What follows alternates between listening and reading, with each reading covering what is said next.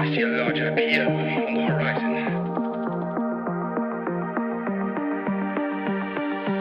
You're surrounded by journalists. Hold your position.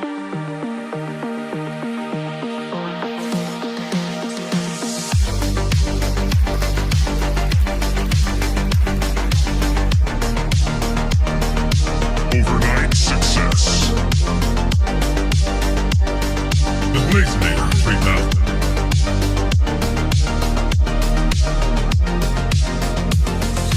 Double blaze. Right.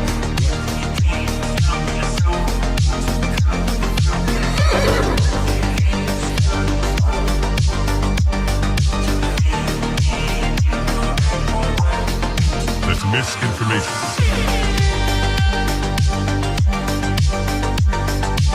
Market clearing order inbound. That's just wrong. We are surrounded by journalists. Hold your position. Pump it up.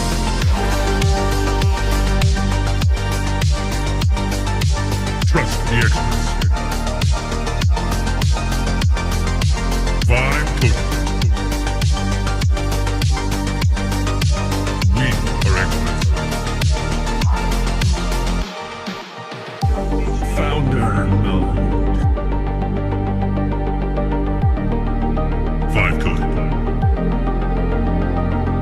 I see multiple journalists on the horizon. Stand by. Experts. UAV online. Glaze. Double glaze. Triple glaze. Double kill. Vibe code.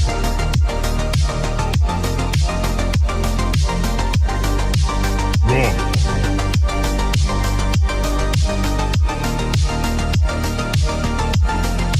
Pump is up. Glaze.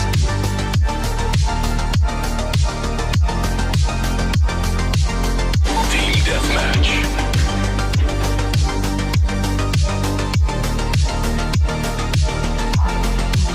We are experts. Triple glaze. That's just wrong. Right.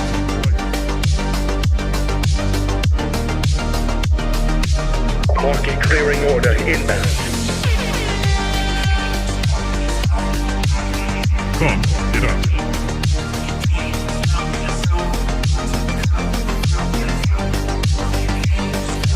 We are surrounded by journalists. Hold your position.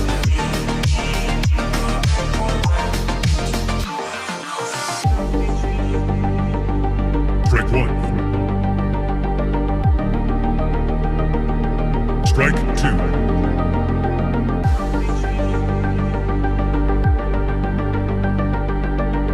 Activate golden retriever mode.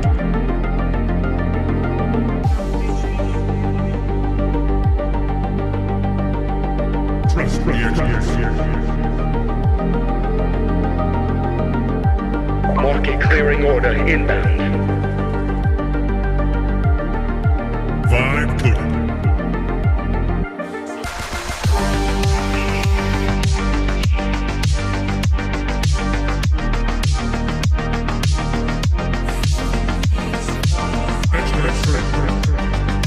I see multiple journalists on the horizon. Stand by. Founder mode.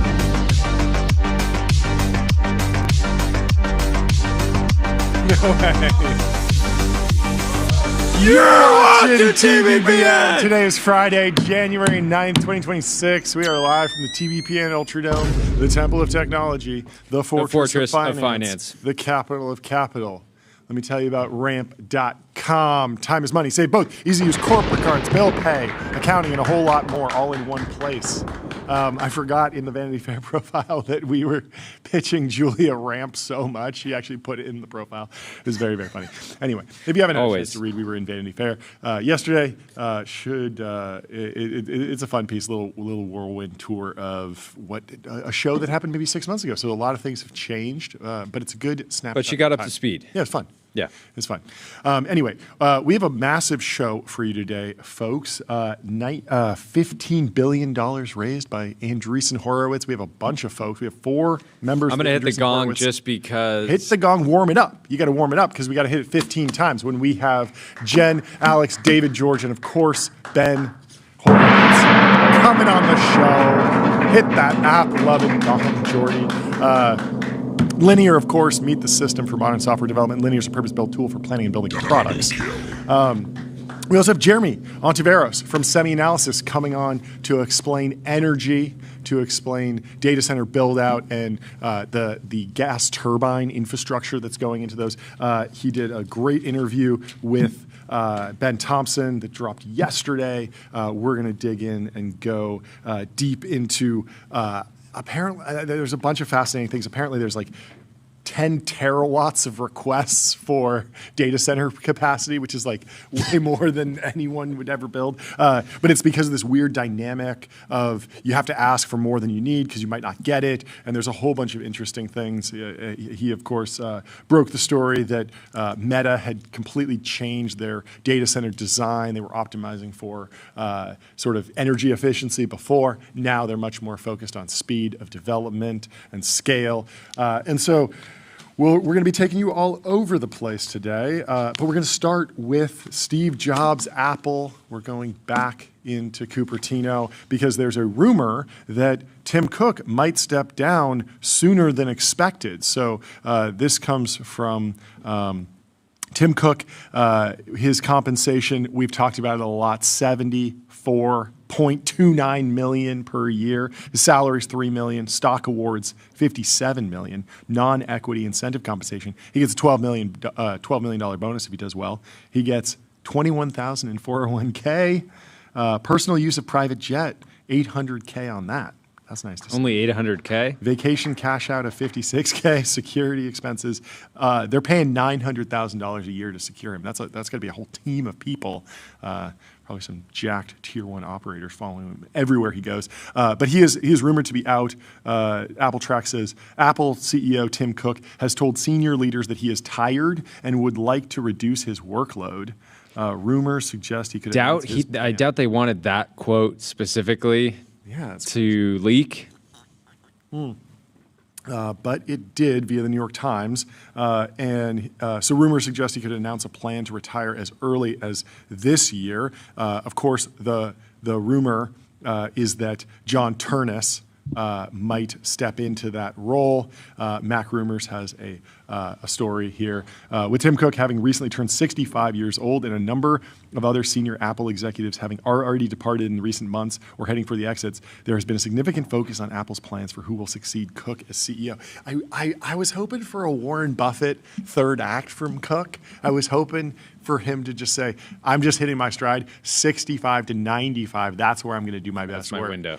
You haven't seen any compounding yet. It's a completely underrated era for business leaders. If you can stay in the game and continue to compound from 65 to 95, that's where the sweet spot is.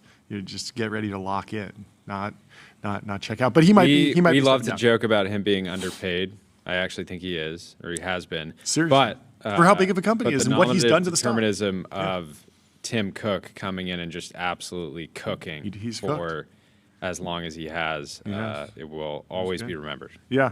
So several recent reports have identified Apple's senior vice president of hardware engineering, John Turnus, as likely to be named the next Apple CEO. And the New York Times has now shared a profile of Turnus with some context on his expertise and how he's viewed within the company. According to sources who spoke with the New York Times, Apple has begun accelerating its planning for Tim Cook's succession last year, with Cook having expressed a desire to reduce his workload, while software chief Craig Federighi, services chief Eddie Q, marketing head Greg Jaws and retail HR chief Deidre O'Brien have all reportedly been seen as potential candidates. Turnus appears to have shot to the front of the pack, with Cook likely to remain as chairman of the company's board of directors. Oh, so he's not completely out to pasture. He'll be in the boardroom. Turnus is known for his expertise as an engineer, having worked on many of Apple's devices although he is known, quote, more for maintaining products than developing new ones. Big question about what the next decade or two of Apple's product roadmap actually looks like. How many more new products do they need? They sort of have one thing in every category. If we go through a major form factor shift, that could be an issue. But in general, if you have someone who's really good at maintaining products and keeping dominant market share, driving up margins, that could be the right person for the job. Yeah. Quote about John Turnus: he's a nice guy. Let's hear it from nice guys. Sometimes nice guys finish first. You know, they always say nice guys finish last. I think it's a bit of fake news. This is from former Apple engineer Cameron Rogers. Quote about John Turnus: he's someone you want to hang out with. I love it. He's just a good hang. Everyone loves him because he's great. Has he made any hard decisions? No. Taking shots at your boy. Hey, we just like hanging out with the guy. We just like hanging out. Has he had to do any real work ever? No. Has he made a single hard decision in his life? No. I'm sure that's not true. But it does characterize his role, I guess. He hasn't been in the CEO seat, so he probably hasn't had to make crazy decisions like, should we launch Apple Vision Pro now or later? You know, he's not the one. He's just like, you told me to launch it, I got it done, right? That's his role. Should we make the iPhone less durable? That's a hard decision. Are there hard problems he's solved in hardware? Also, no. What? This is an insane quote. Wow. Turnus and others may quibble with that assessment. However, as Turnus has been involved with a number of innovative products over the years, including spearheading effort to develop the iPhone Air and working on the upcoming foldable iPhone. That's exciting. Turnus is seen as a natural successor to Cook, even with an even temperament, strong attention to detail, and an intimate knowledge of Apple's supply chain. That's obviously very good. But he may not bring the visionary focus and willingness to take risks that Steve Jobs had, leading to debate among Apple employees about exactly what type of leader. We need to get the Germinator on. We do. Yeah. Nick, can you reach out to Mark Gurman to try to get him on the show Monday? Let's talk through all of these things. There's so much to talk about here. Before we continue our conversation, let me tell you about the New York Stock Exchange. Want to change the world? Raise capital at the New York Stock Exchange. So there's this question. Will John Turnus, if he steps into the role of CEO of Apple, will he bring the visionary focus and willingness to take risks that Steve Jobs had? That's a tall order. I think Tim Cook's executed extremely well. He hasn't it doesn't really seem like he's tried to bring a visionary focus. He's been the operator. He's a supply chain visionary. He's visionary in his own way. Yeah. But you were thinking, and we've been discussing, this need for a Steve Jobs of AI, a visionary leader in AI. We have a number of household name type CEOs: Sam Altman, Elon Musk, Dario Amodei, Demis at Google DeepMind. But we don't quite have that Steve Jobs. Maybe that's too tall of an order, but you still think it's necessary. So walk me through your thinking. Before you do, let me tell you about Shopify. Shopify is the commerce platform that grows with your business and lets you sell in seconds, online, in store, on mobile, on social, on marketplaces, and now with AI agents. Everybody's worried about not having a job because of AI. Well, AI needs jobs too. They need a Steve Jobs. Yeah. I didn't get that. That's good. We've talked about this a little bit this week. I tried to summarize it today in the newsletter, and I'll kind of read through a little bit. So I went back and looked at the history of the phrase techlash. It was originally coined by Adrian Wooldridge in The Economist in 2013. He correctly predicted that, quote, the big developments of 2014 will be the growing peasants' revolt against the sovereigns of cyberspace. The Silicon elite will cease to be regarded as geeks who happen to be filthy rich and become filthy rich people who happen to be geeks. over the coming years, he was entirely correct. It was actually in 2018 that Techlash was the runner-up word of the year. No way. So he called it perfectly. Obviously, you had the Cambridge Analytica scandal, which is actually finally going to be dramatized this year with the Social Network 2. That's coming out this year. Do we have a release date yet for that? I don't think so. Okay. But it is in the works. And then, just growing concerns about monopoly power, privacy, democracy, censorship. Really quickly, Tyler, October 9th, 2026? Yeah, that's what I'm seeing as well. There we go. Okay, we do. Okay. Book the tickets now. It's going to be entertaining. Book it. Probably great. This would be a good, we Good should locking organize, music. we should, actually, I don't know. I'm not sure that this movie is, I expect this movie to hit like 10%. Yeah. Or potentially negative in comparison to the Social Network one. I agree. And so I think it might be the kind of thing you get a bunch of people to go, and it's just like, okay, that was the Social Network. Fun. The original movie is a really good Rorschach test for are you going to have a good time in tech? Like if you ask someone who is thinking about working at a company or a tech startup, like, what do you think of the Social Network? And they're like, oh, I thought it was like awful and like I hated all of it and there were no heroes. Well, they're probably not going to enjoy tech. But if they came away from it being like, oh, well, it's actually really inspiring because he just coded a thing in his dorm room that became really big. And yes, there was drama and fights over who gets what on the cap table, but even Eduardo Saverin became a multi-billionaire. So, sort of an aim for the moon, land amongst the stars situation. You could read it both ways, but I think most tech insiders, if you ask them about the Social Network, they were like, that was inspiring. I listened to the music all the time. It inspired me to grind harder, basically. Real quick, happy birthday to Techno Chief in the chat. Happy birthday Day one to you.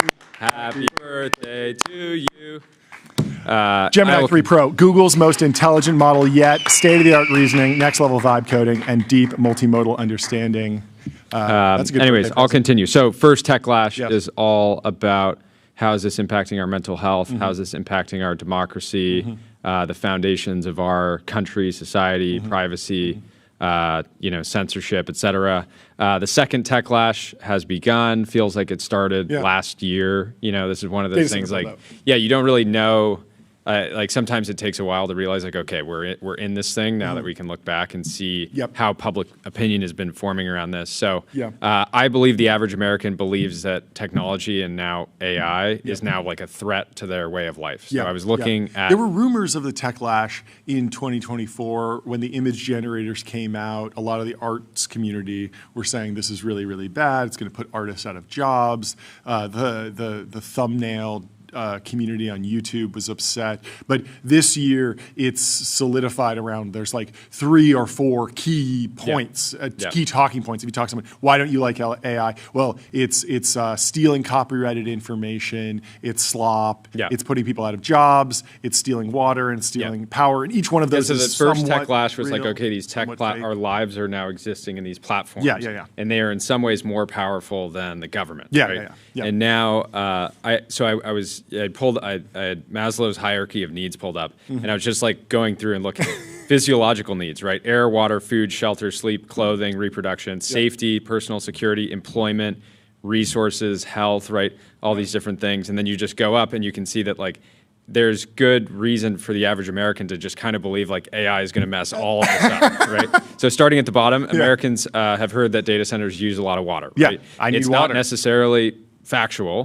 It's been sure, water is used in the ways. process, but we're not like blowing through water at the rates that the public sort of perceives. I was joking about this online. I was hypothetically debating with a AI doomer about water usage. Well, are they long water stalks? Because if you believe that AI is going to use all the power and you bought GE Verona, you did very, very well. But the water stocks have not mooned. So, hey, D-cells who think AI is going to use all the water, maybe you got to put on a long position. Or just privatize a public utility.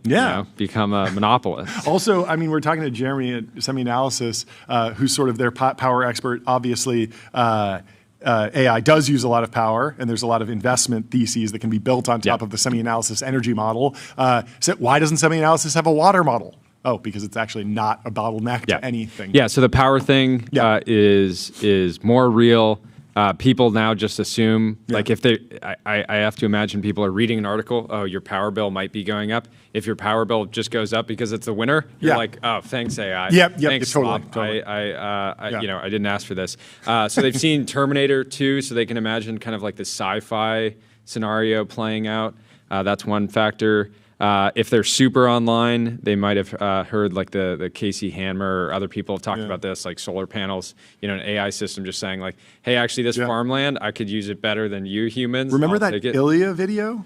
Oh, yeah. So he did an interview with the San Francisco Chronicle. And it was this video. It was like a video documentary almost where they were interviewing him, but there was no questions. So you never saw who was asking the questions, but he was giving his answers. And he's sort of like sadly walking around on a gloomy beach. It's like very moody. And I would say he was aura farming. He looked sick. He did over the bay. Aura farm San Francisco a little bit. But as I was getting dressed up as him for Halloween, we were playing that video. And the makeup artists who were applying the Ilya Sutskever, all the makeup to me, were watching that, being like, "That's not inspiring at all." Okay, yeah, and I didn't even include that in here, but that's like the reaction. Like every time people hear leaders at labs talk, they're like, turn it off. As opposed to, you could show someone an Apple ad or a Steve Jobs clip, and it would be like, oh, dancing on your wired headphones with your iPod? Like, I love music. They're making music available. Great, I love it. And there were so many things that were just inspiring. So continue. Right. Yeah, continuing. So, moving up the pyramid, people have been told that AI is coming for their jobs. Some people have like actually had an experience that made them feel like, whoa, I thought what I did was unique and special, but now I'm watching AI do my job, trying to do it on my own computer. Maybe, imagine somebody that's driving for Uber and Lyft, and all day long they're driving, and they're just seeing they're sitting next to Waymos in traffic, and you're looking over and there's no one in the seat. Like that's ominous. That's going to be scary if that's how somebody puts food on their table. And then every single CEO last year was saying like, we have, fortunately we have increased efficiency due to AI. And so we've laid off 10,000 people, right? And so a lot of that is just kind of like spin, marketing, et cetera, but that's what people are hearing, right? Totally. And then you look at what the AI leaders are actually saying. So Ilya, talking for 10 minutes, people are like, whoa, that doesn't seem good. Ilya's saying like... He's saying, like, let's not do that. He's trying to prevent that bad scenario. But it still reads like, whoa, I didn't realize they were taking that seriously. Yeah, so you look at the quotes, you could easily look up quotes from Dario. Obviously, he had his quote, AI could wipe out half of all entry-level white-collar jobs and spike unemployment to 10 to 20% in the next 1 to 5 years. Elon had a good quote from over a decade ago. He said, with AI, we are summoning the demon. Some people today might say the demon has been fully summoned. Fully summoned. And Sam obviously said at one point, AI will probably most likely lead to the end of the world, but in the meantime, there'll be great companies. And so this kind of messaging, credit to them, it's like super effective for fundraising, right? If somebody's saying like all jobs will be wiped out, the world will be destroyed, but in the meantime... There's a lot of funds that are long demon. You're just like... the demon thesis. The free cash flow from demons. But yeah, so it's like if you're sitting there being like, if AI is going to eliminate my job, I want to own a piece of it. So, maybe I can benefit from it. So the big issue is like anybody that's hearing all these, like why would they actually be excited about AI, right? Even though it is so incredible in so many ways, right? I gave the example earlier this week of like AI just being like a free sleep consultant for a toddler that just like one-shots it and it's free. Even ChatGPT Health that launched this week. I mean, that's very good news for a lot of people that can't see a doctor that often, or just don't have the time, or don't have the money. There's a million reasons why that might be advantageous, and yet it's not that they're not pitching it like Steve Jobs pitched GarageBand, which was like, now anyone can be a musician. Now anyone can be their own doctor, is inspiring, but it's just like they are fighting an uphill battle because of those other quotes. And I was thinking about it, it's like if you want to, if somebody is kind of like generally scared of AI, what content do you point them towards? Typically you'd want to point them towards the people building it, right? And say, or people around it. But even like Dwarkesh is like a little bit maybe like too high level, or not high level enough actually, right? It's like a little bit too ethereal, right? Talking about all these different potentials. I mean, but if you have them listen to like a Joe Rogan episode with one of these guys, it's going to be. To be fair, not to debunk your piece, but I do think Demis is pretty good. Demis is great. He doesn't have one of those crazy quotes, and there's been 2 documentaries about him. Both of them are incredibly inspiring. And when I hear him talk about AI curing cancer or humans curing cancer with AI, it hits a lot different because he literally has a Nobel Prize and has solved the protein the problem if you look at if you just count up the views that Elon, Sam, and Dario have gotten in comparison to Demis, right? He's much less of a household name, and he's also not the CEO of a big company because he's running the biggest lab in a big company, and so there's that. He just doesn't. So I've just been feeling like there's this gap, Steve Jobs sized hole, right? He had plenty of concerns about technology. He shared them freely. Somebody once asked him, so your kids must love the iPad? And then he said, my kids haven't used it. He just said we limit how much technology we have in the home.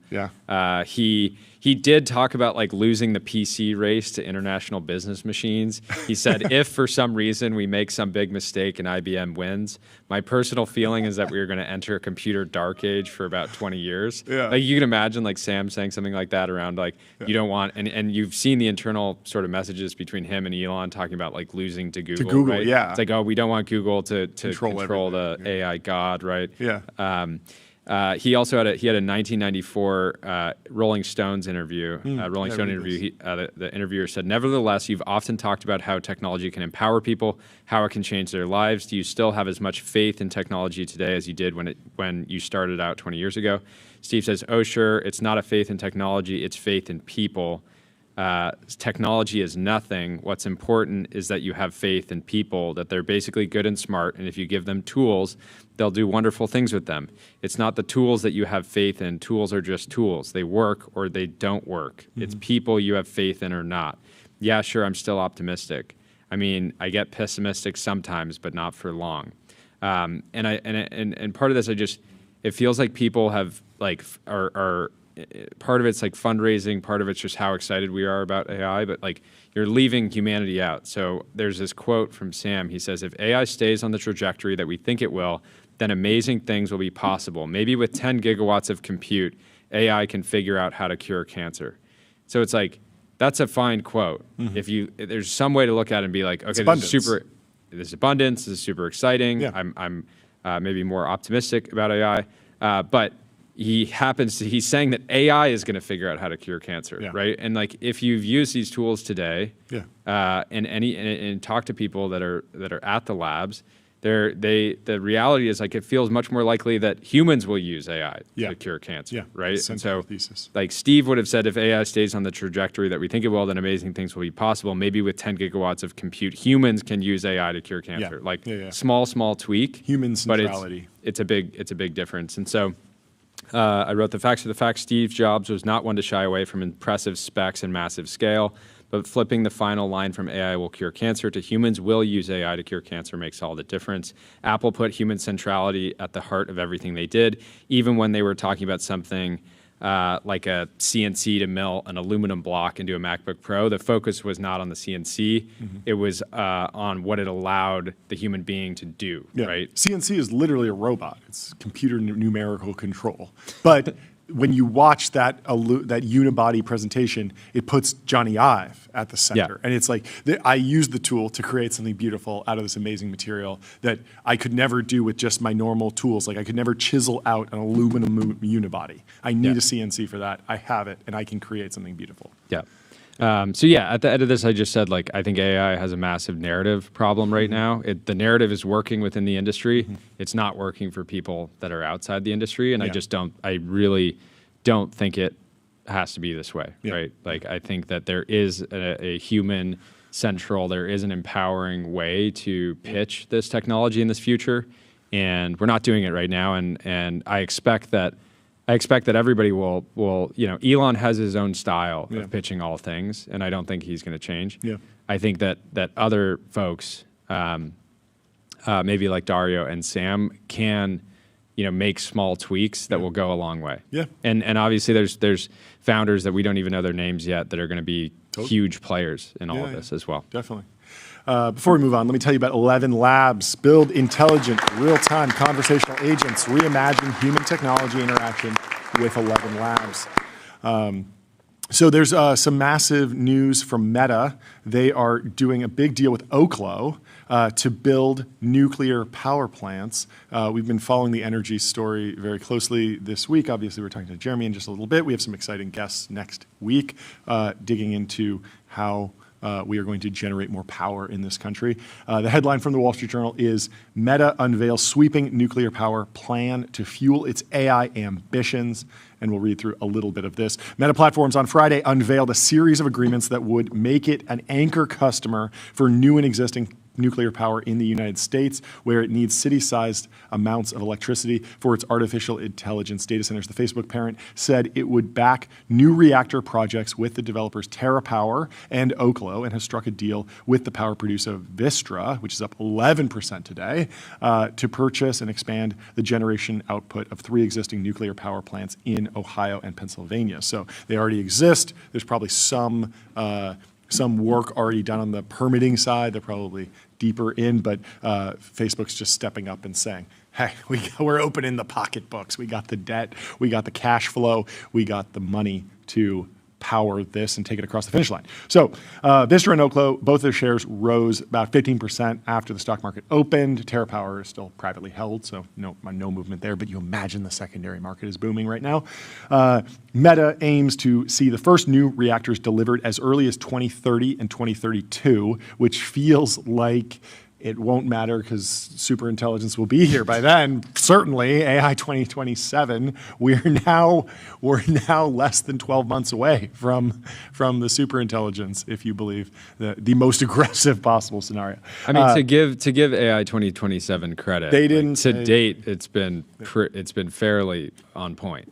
It has, and no one will correct you more quickly than Tyler Cosgrove over there, the ultimate AGI pillar. I do think we were trying to do the number of days till AGI on the ticker, and I think we got to go analog.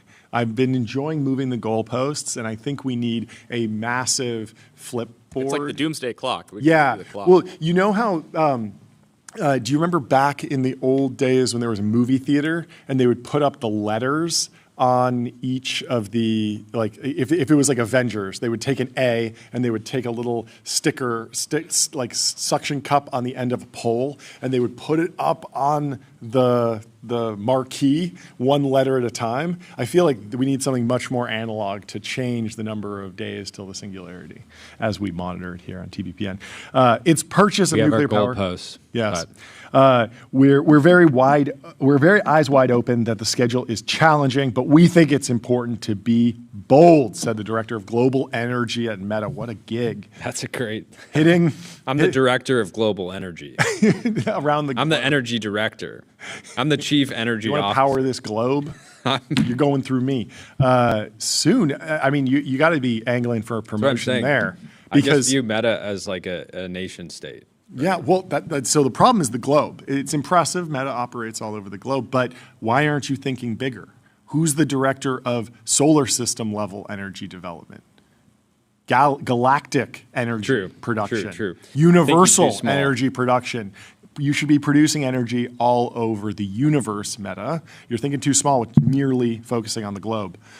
Hitting those timelines for new reactors would require the companies to quickly select sites that would be acceptable to nuclear regulators, start working with utilities to secure grid connections, and get their manufacturing operations up and running, she said. But it would also mean they have a chance to meet the urgent demand for more electricity to fuel AI computing. And so if you think about 2032, this stuff comes online, that's great, but it feels like 2027, 2028, we're going to see a mismatch in demand relative to production. So we'll talk to Jeremie from Semianalysis about how we can solve that in the interim. Let me tell you about Figma before we move on. Figma Make isn't your average vibe coding tool. It lives in Figma, so outputs look good, feel real, and stay connected to how teams build, create code-backed prototypes and apps fast. Continuing.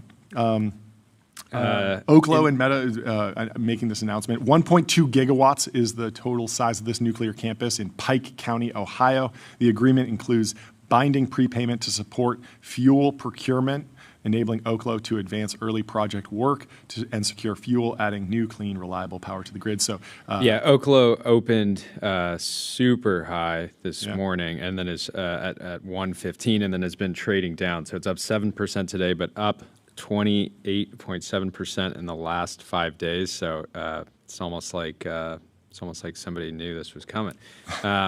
But this was a fun article in the Journal. Were you happy to hear that AI is mining our trash for treasure? Trash economy. Trash economy. We're going to be using cubes of trash. We're all going to be getting trash post AGI. Yes. We're going to be using cubes of trash to everyone will be rich because everyone will have a cube of trash in the trash economy. The headline from the Journal is AI is mining our trash for treasure. Plus, hospitals embrace AI for better and worse, and scientists create a robot smaller than a grain of sand. So Waste Management, the largest U.S. trash hauler and recycler, is spending on building and automating recycling facilities. You have to go back and imagine a Sopranos-like scenario where the mob is running trash management and just vibe coding and being like, what model should we use to detect what's in the trash? What's actually happening here is that they have to sort out the recyclables because there are valuable things that get thrown away in the trash, and the more that you can route things to different places, the better. So it's a difficult job that pays workers little, and it's hard for companies to fill. Who really wants the job of trash sorter? That was like my first job, picking up cigarette butts. Yes, but you didn't have to sort them. You should. It's ridiculous. Maybe I should have. Maybe I should have found the ones. How do you never figure out that they just have that? You know that bucket that you put down and then you sweep into it. How did you not develop tools? It was like a dirt vacuum. It was like consider a vacuum. It was like fine rock that was the ground, and so if I was doing that, I would just be picking up rocks. And then I'd have to be. What about one of those grabber tools? I still feel like at a certain point you weren't even operating at like monkey or dolphin level. I was more like I was running. I know I actually was running around like a monkey. Like I liked the speed at which I could just be running around. But the monkey and the dolphin, they developed tools, and you were unable to develop tools, and you suffered. I was promoted fairly quickly. Okay. You developed tools eventually. Thanks to recent advancements, some recyclers are now employing machines to do this dirty work. This week, Ryan December reports on the recycling companies using AI to find valuable commodities in the trash. So here's a job that computers can take without much complaint, sorting recyclables. And before we read this, let me tell you about Lambda. Lambda is the super intelligence cloud, building AI supercomputer for training and inference that scale By the way, from 1 GPU to hundreds do you have of do you have the honor of being serviced by Waste Management?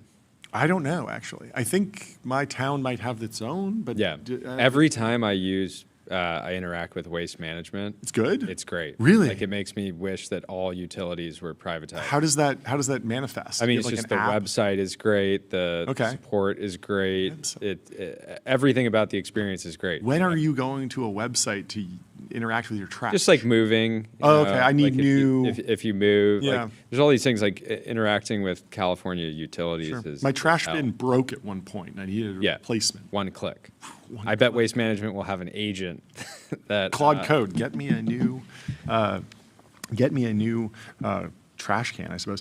For humans, it is a foul, laborious job that entails standing over a conveyor belt, plucking beer cans and detergent bottles from a stream of refuse. The job pays little and is hard to fill. At Murphy Road Recycling's material recovery facility near Hartford, the machines are taking over the dirtiest jobs. A few workers remain on the line, mostly near the front, to watch for hazardous items. Otherwise, the system of conveyors, magnets, optical sorters, and pneumatic blocks run largely unmanned. Watching over it all are computers that analyze material as it passes by about 7 miles an hour. The devices made by London-based Grey Parrot, that's a good name for a company, use artificial intelligence. The African Grey Parrot, I think, is the smartest parrot, or maybe it lives the longest.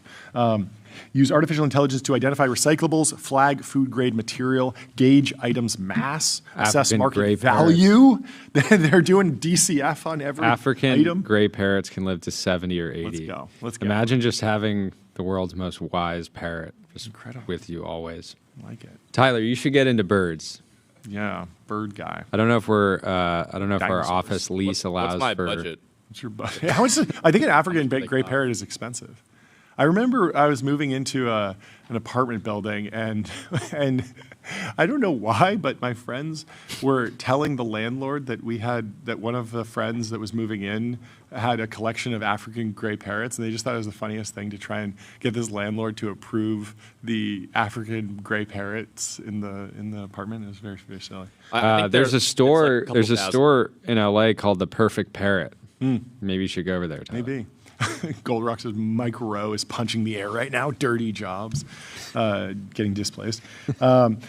So environmental concerns and the White House's push to boost domestic production of raw materials have turned attention to America's waste stream, which is full of valuable commodities. The aluminum tariff, 50%, has lifted demand for scrap metal. Meanwhile, pulp mill closures have left box makers reliant more than ever on old corrugated containers. And consumer good companies want to reclaim their bottles and jugs as states adopt extended producer responsibility laws aimed at reducing plastic pollution. That's good news. There's really a lot of value in a lot of recyclables and garbage, says the founder and chief technology officer at AMP, a Colorado company that builds AI-run recycling facilities.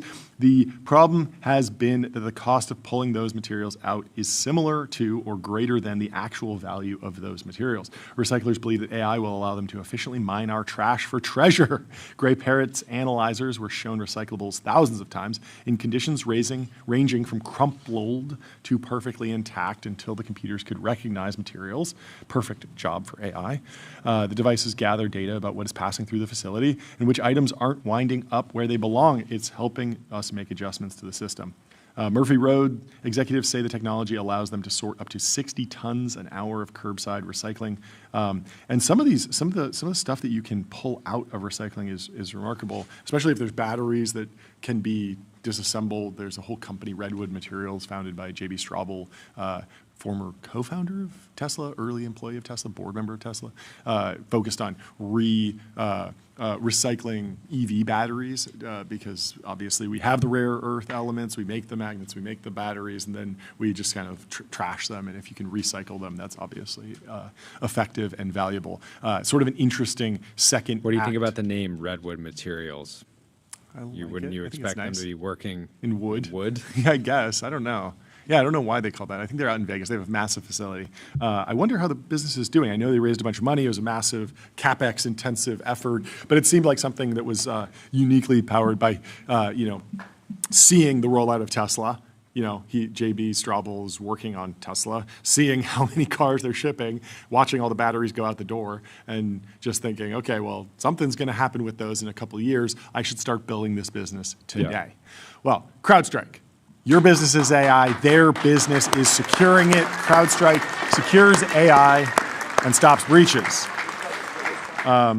So let's move on to the big news of the day. Andreessen Horowitz raised $15 billion. Why are we here? Why did we raise $15 billion? Ben Horowitz wrote a piece on X. You can go and read it. He's also joined the show. By the way, Redwood Materials, the last round they raised was in October of 2025. I missed that.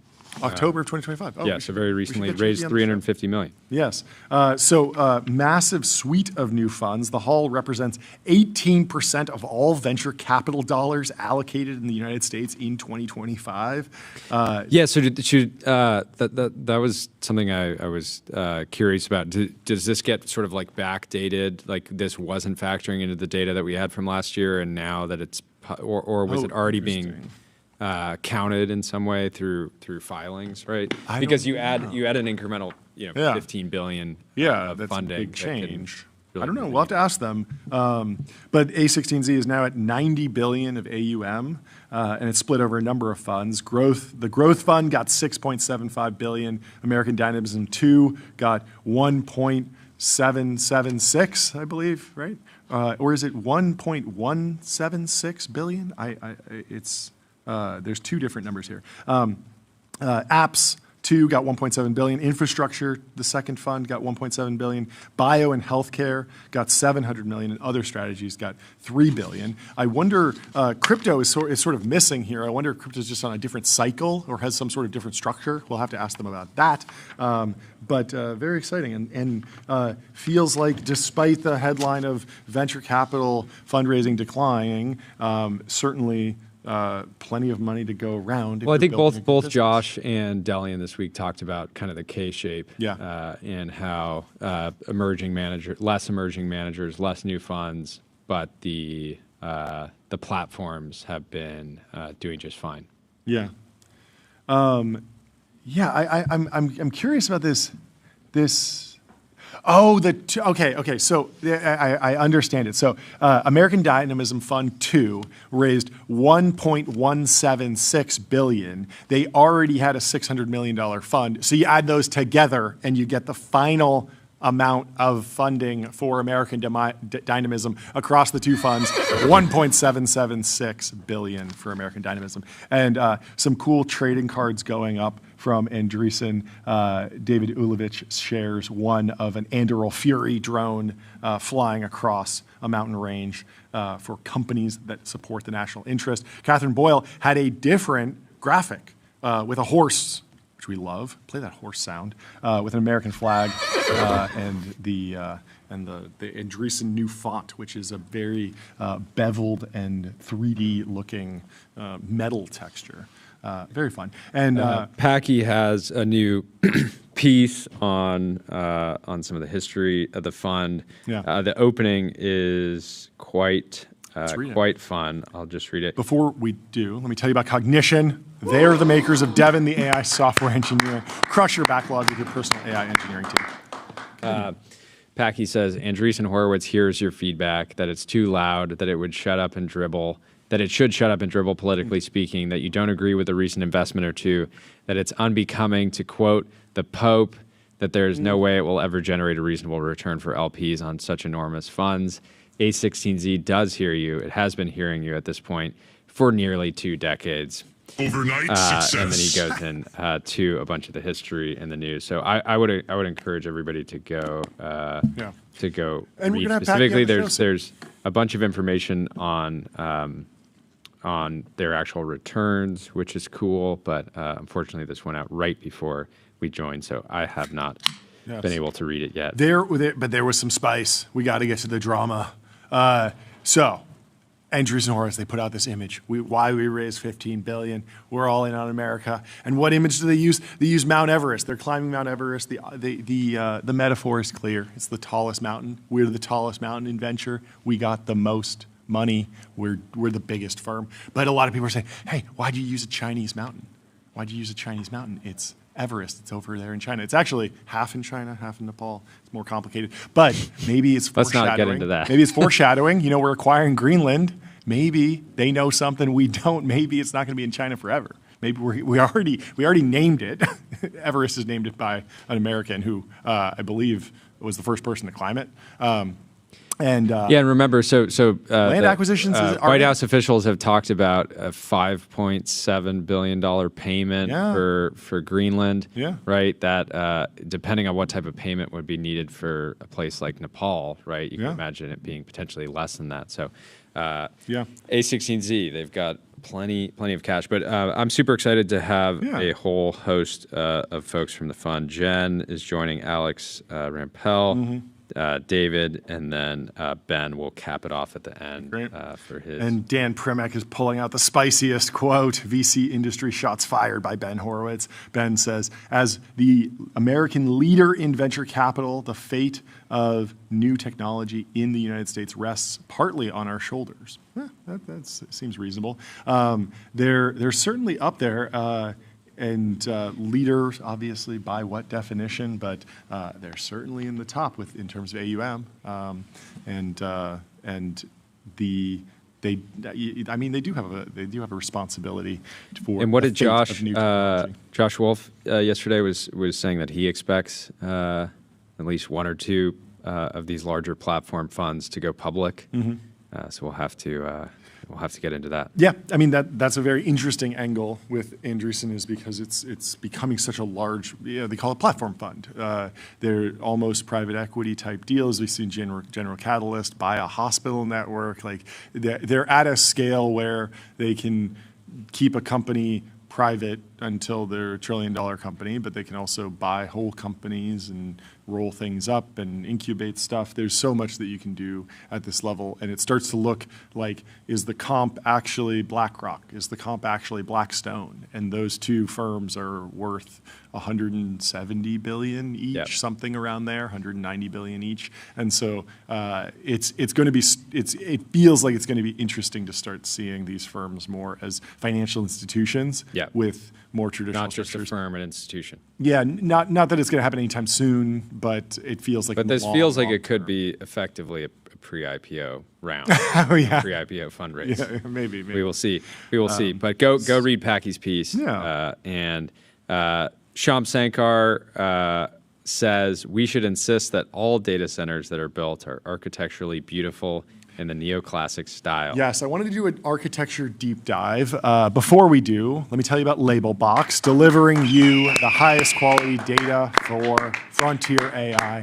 Get in the box, the LabelBox. Get in the box. I love that they gave us enough, just enough rope to hang ourselves. So Shyam Sankar, he wants data centers built that are architecturally beautiful in the neoclassical style. Have you seen those photos of the AWS data centers that back up onto Virginia housing developments? So it's just like an idyllic few houses that just look like a normal neighborhood, and then just behind it, massive white box. They're like, I'm not leaving. Well, now you don't even get a box, you get a tent, because Meta is now, they gave up on their previous architectural design, and now it's just a tent, which maybe is more aesthetic. If you're going to do a tent, Meta, I think you should make it like a circus tent. Get some red and white stripes going. get some constant, clown music going. Get the workers in the data center to be wearing clown makeup. Yeah. IRL slop. Yeah, exactly. But there were some interesting architectural debates that I wanted to go through. Before we go to the next one, let me tell you about MongoDB. Choose a database built for flexibility and scale with best-in-class embedding models and re-rankers. MongoDB has what you need to build what's next. So imagine being as locked in as the Kyoto architecture community was in 1397. I cannot believe this was built 700 years ago, 1600 or 600 years ago. Explain what. So there's some lore here. Give me the lore, Tyler. Okay, so yeah, 1397 when it was built. I think in maybe 1950. So it was like a temple, right? So there's monks that lived there. Okay. And I think it was 1950. For 500 years or 600 years. Yeah. Okay. The one was living there, and he burned down the temple. Whoa. And then he tried to commit suicide right outside it. Why? What's wrong? I don't know. He just wasn't locked in? No one knows what happened. But then, so this is actually, it was rebuilt. And there's a good... But it was rebuilt in the same style? Yeah. So the architectural style is truly from 1397? Yes. That's I think there's some questions about how much gold was actually used in the original design. Yeah. But there's I feel like gold should be pretty this. fire resistant, Gold, probably high melt. Sure, but it's like a very thin covering. It's not. It's that's a skill issue. They should have made it out of solid gold. Then a single ember, you're trying to light it, trying to get it started, and the monk is just, I can't get this gold building to melt. Yeah, but there's a good Yukio Mishima book about this. Oh, really? There's a whole book just about this story? It's like a fictionalized story of the burning. Interesting. Very cool. How would you rate this out of 10, Jordy? Would you live in this Kyoto temple? If it was an Amman, yes. If it was an Amman, it must have a spa. I'm kidding. I do. I like the water feature. The water feature. I really want to bring back moats. Moats, right? The obvious thing that's missing from modern architecture. People talk about the material use, the form factor, but the elephant in the room is a lack of moats in modern architecture. We need to bring back moats, gators in the moats, potentially sharks in the moats. I feel like sharks are a little bit safer in the moat because you can hang out at the water line. Whereas if there's gators in your moat and you're on the grass next to your moat. Yeah, people have like koi fish, ponds, but why not just go size it up a little bit, go for the shark pond. Shark pond. Okay. Imagine, people go out, they like the being relaxed and kind of like feeding the koi, but imagine just throwing like chicken breasts into the water for a shark. How relaxing that would be if you needed just 15-minute break from work before you get back to your email job. Well, if you're building a fintech company, you need a moat, you need plaid. Plaid powers the apps you use to spend, save, borrow, and invest, securely connecting bank accounts to move money, fight fraud, and improve lending, now with AI. What about the architecture at the Charles de Gaulle Airport in France? It's a cross-section of a wing complete with spar box. I didn't know what that means. Billy Thallimer, founder of Regent Aircraft, been on the show. He says we need more buildings modeled after airplane parts. I've seen this as well in a house. Someone took an airplane wing, a physical, real airplane wing, and built it into a house. It sort of served as the unifying ceiling. What do you think about living in an airplane wing? Would you do that? If it was in the mod, obviously. But I feel like I saw a house at some point that was built around 747. Yes. Well, you also might be thinking of John Travolta's house, which just often had a 747 parked outside, which he flew himself, which is incredible. Imagine being so into private aviation that you learn to fly massive jets I found it. and then land them at your house with your own. I put it in the timeline, guys, if you can pull it up. There's something called the 747 Wing House in California. So yes. Let's pull up this I think video. I've seen this on a show called Grand Design on Netflix. I believe I watched a little mini documentary or an episode of reality TV about this. Let's see this. Yeah, this is the exact thing I watched, I You don't believe. come across views like Very that. cool. More than once in a lifetime. It is somewhere that once seen, it would never be Reveal forgotten. it. Reveal it. Enough of we get Enough. there's a cactus outside. Running water Okay. or even roads is an endurance test only the Where brave is the wing? disused Boeing. There it There we is. go. Look at this thing. Oh, 2 wings. Interesting. Oh, very cool. That looks really cool. We don't know how to make That's wing really house cool. in this You country know anymore. what this is? Every time you watch one of these episodes, it's always just some couple that's just maniacally focused on making this particular thing, and they interview them, and it takes like years to create one of these episodes. Wow, interesting. It's blurred. I wonder why that is. Very, very odd. But it's always someone has a vision, and then they think it's going to be easy, and then they spend a decade building it, and they have to check in with them. We checked in with them 4 years later, and they were still in production and still getting permits. But eventually it does get built, and it looks beautiful when it does. And You got to really love the 747 to be in love with this house. I think it looks very cool. Yeah. I'm glad they did it. I flew on a 747 for maybe the first time to Europe. It was beautiful. It was amazing. The first time? Yes, 747s are pretty rare. Like, except for long-haul international flights. You're an America guy. I'm an American guy, so I'm usually American 737 MAX, Yeah. always, like or Airbus. But the 747, it has a special aesthetic to it because of the smooth bump. You get the second story, but only for the first half of the plane. It's the plane that we use Air Force One for, that we use for Air Force One. Whereas the competitor, which I believe is the Airbus A380, doesn't have the same aesthetic beauty. It's 2 stories the entire way. It's very efficient, but it just doesn't have the same clean line as the 747, which is just so iconic. Anyway, Charles de Gaulle Airport, go check it out. Also, check out Restream. 1 live stream, 30+ destinations. If you want a multi-stream, go to restream.com. Checking what about in on 262 5th Ave. Yes. Sage Hunter Bornstein says Should be Fifth raised. Ave, it's a crime. It should be raised. Shame on SLCE He really Architects. dug into who built this Wow, thing. Moscow-based. Yeah. He's going at him. 26 residences. He calls it hideous architecture. He says it takes away Madison Square Park's views of the Empire State Building. I don't know. What is that at the top? That top is Don't worry about the gold cube, John. Does it have a gold Don't worry. cube at the Just don't top? worry about it. Don't worry worry about it. about it. Don't worry about it. These It's super just calls. it's a gold cube. Wow, we found a rare post here. 0 likes, 166 views. Wow, Maybe the first- one to like. Except for the fact that I disagree with it. I think it's actually sort of a nice building. And I think we generally need more buildings. I think it just feels harsh because of the contrast to the building next to it. True.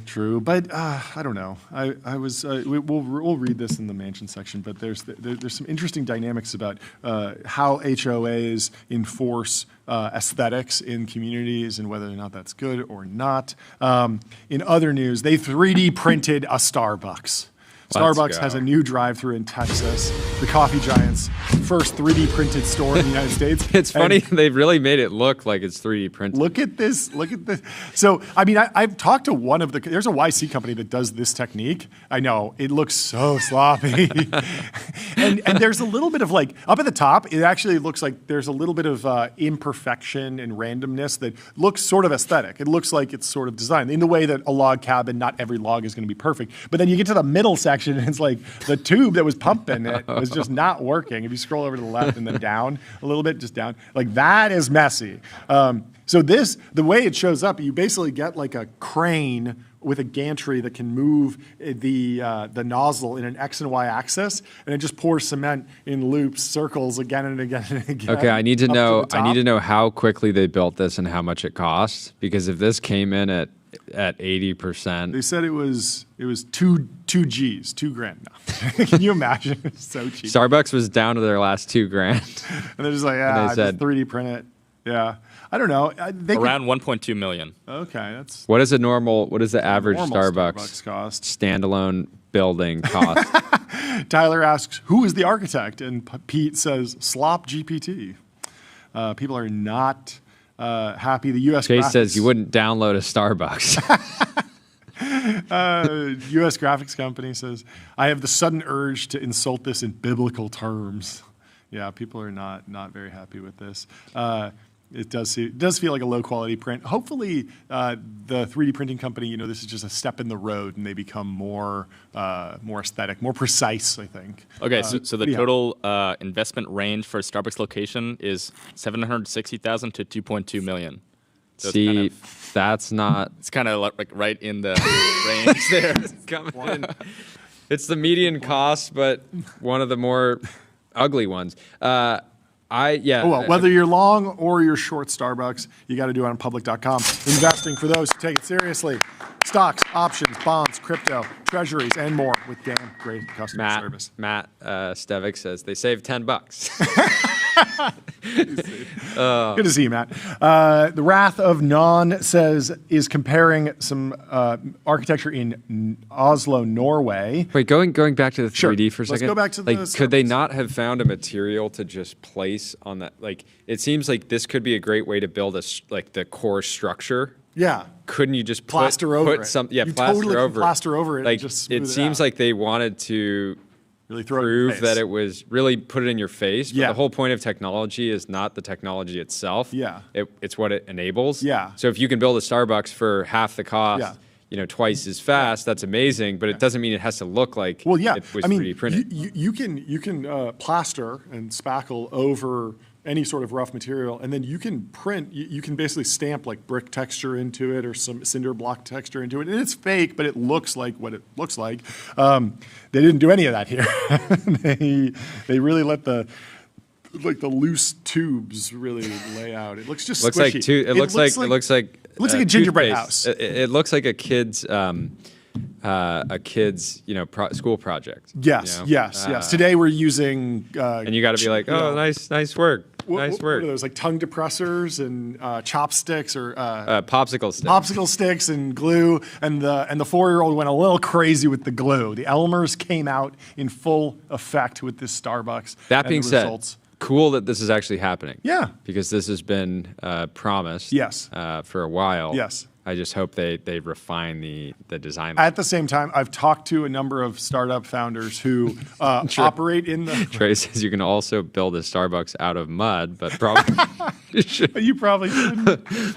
Oh, wow. Okay, so I've talked to a number of startup founders working in trying to develop cheaper housing, cheaper building materials, and they've all said the last thing that you want to 3D print is just a flat wall.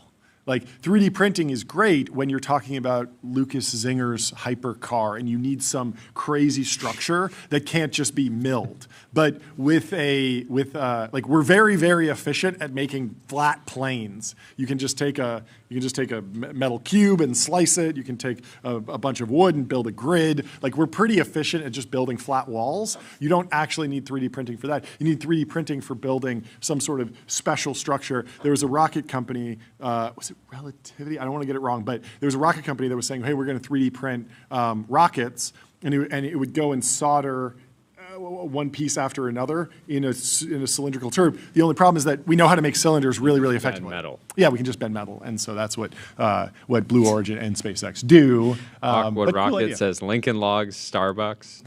Lincoln Logs, Starbucks. Soft serve building. It does look like soft serve. That's right. It's a good Starbucks. Yeah, maybe it's an ad for the McFlurry. Maybe the McFlurry machine always works there. DG says you could do a sandcastle Starbucks. Sandcastle Starbucks might be fun. That could go pretty hard. Well, maybe they need to do a Sandcastle National Museum over in Oslo, Norway. But before we dig into this, let me tell you about AppLovin, profitable advertising made easy with Axon.ai. Get access to over 1 billion daily active users and grow your business today.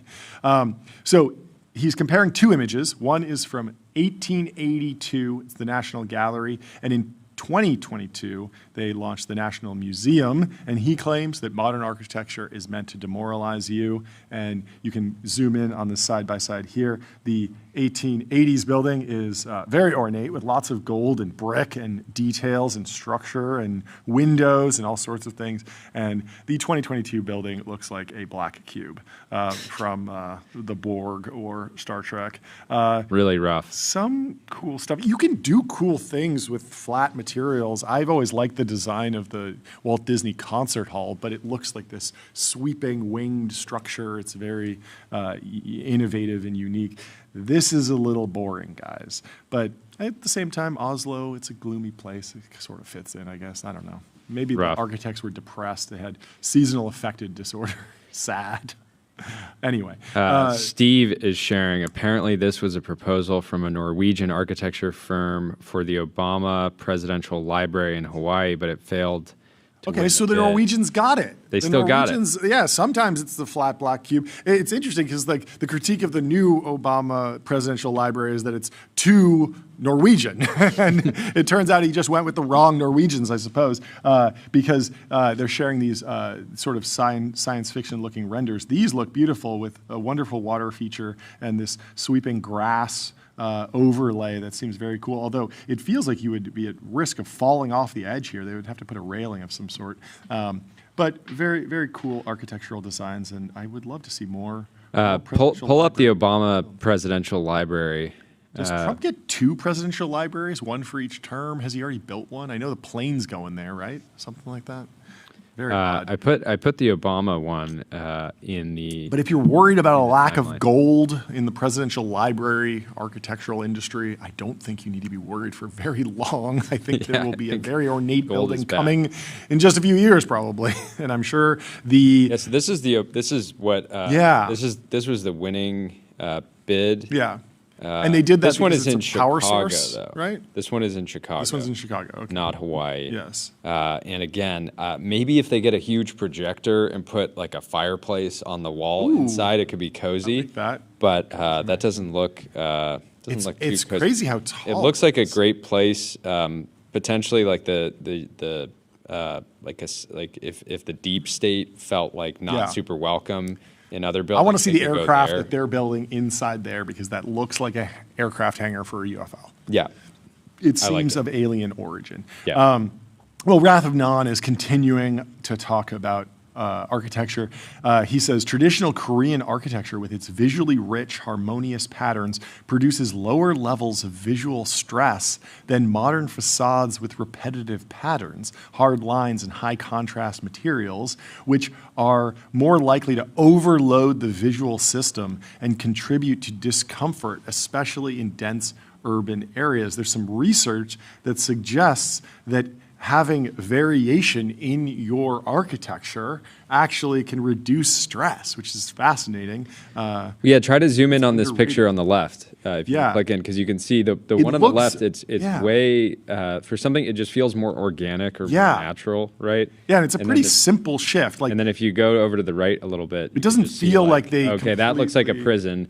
On the one side, the left looks like, they're gentrifying some area, and on the right, some part of like Mexico City, and on the right it looks like a prison, and it's only a slight or a bank building in New York City. But it doesn't seem like it costs that much to create some variation and randomness in your architectural designs. Maybe it's expensive, but I want to see the new A16. I think A16Z needs to build a massive gold superstructure in the heart of San Francisco. Carve out, who knows what the fee structure is, but take half of it. Take half of the fees and just build a monolithic monument to. Yes. Have you ever been to the Statue of Liberty? I've never actually toured inside. So there's a structure. You can go inside of it and walk up the stairs and whatnot. You could put offices in that. You could build a statue and then put your office inside the statue. That's thinking. I like that. What do you think, I think we should kind of look back to Charlie Munger's design for the UCSB. Pull that up. Dorms. Yeah. Dormzilla. He just wanted Dormzilla. He just wanted everyone to lock in. He wanted everyone to lock in, and he was killed for it. It was ridiculous. He was. Pull this up. University of California abandons plans to build windowless dorm, the Munger Hall. He just wanted you to lock in, but pull up this article. You can see the design and just how many rooms in this place are windowless. It is very, very powerful. So on the outside, it looks. I think he just knew that people were only going to have a few. By the time this was built, people would only have a few years to escape the permanent underclass, and windows would distract people. If you scroll down, you can see the actual design. Yeah, there's a lot of windowless things. Maybe he was just super pilled on VR at the time. He was like, everyone's going to be in the metaverse. Everyone's going to be locked into their VR headsets. Maybe Aqua says Munger was cooking. Yeah, we should have let him cook. Yeah, we support him. Anyway, Gusto, the unified platform for payroll, benefits, and HR, built to evolve its modern small and medium-sized businesses. I mean, the funny thing with trying to do that at UCSB is like the most popular freshman dorms at UCSB are actually like in an old hotel. Yes. So it's these two towers that have these incredible 360 views, not 360, but the mountains and the ocean, and then you have this huge Olympic swimming pool. So it actually feels like you're just staying at a Hilton or something like that. And so to go from that to windowless is just a little bit rough. Yeah. Well, underrated strategy, buy a compound with your friend. Do you see this? Former casino mogul Steve Wynn and financier Thomas Peterfy set a record when they bought a 4.5 acre compound in 2024. I can't seem to add this to the list, but it's in the Wall Street Journal today. It's on the cover of the Mansion Section.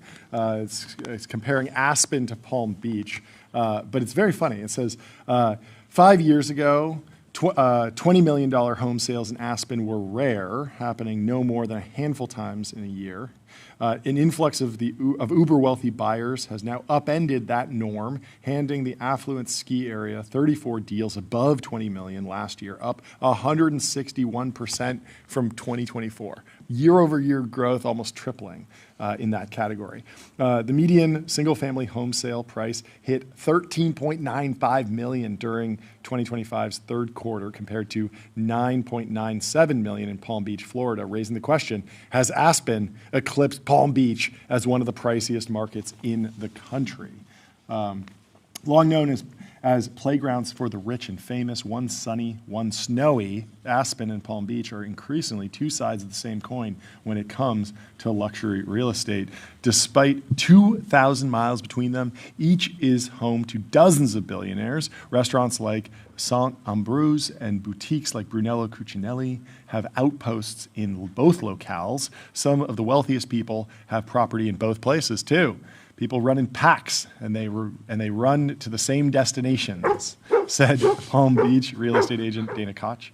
The meteoric rise of Aspen's ultra-luxury market has made comparisons between the markets unavoidable. Both Palm Beach and Aspen saw deal volume and prices soar in 2020. That's continued to be driven by strong financial markets. The one percenters are making money hand over fist, said Aspen real estate appraiser Randy Gold.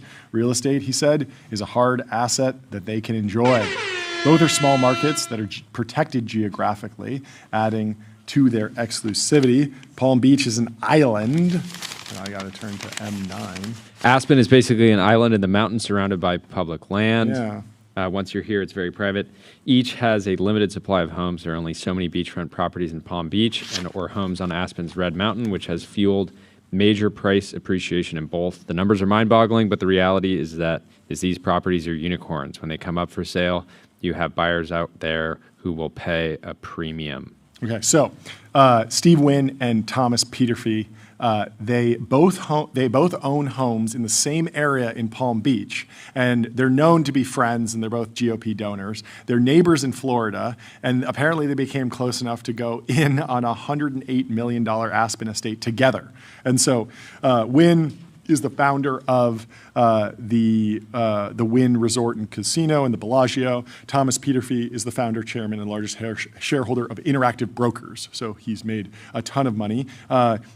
Thomas is worth $35 billion. Steve Wynn is maybe worth $3.4 billion. So a one order of magnitude gap between them. And you wonder if it's Wynn being like, I got to bring in some extra firepower on here. Let's go 50-50, brother. Well, here's the thing.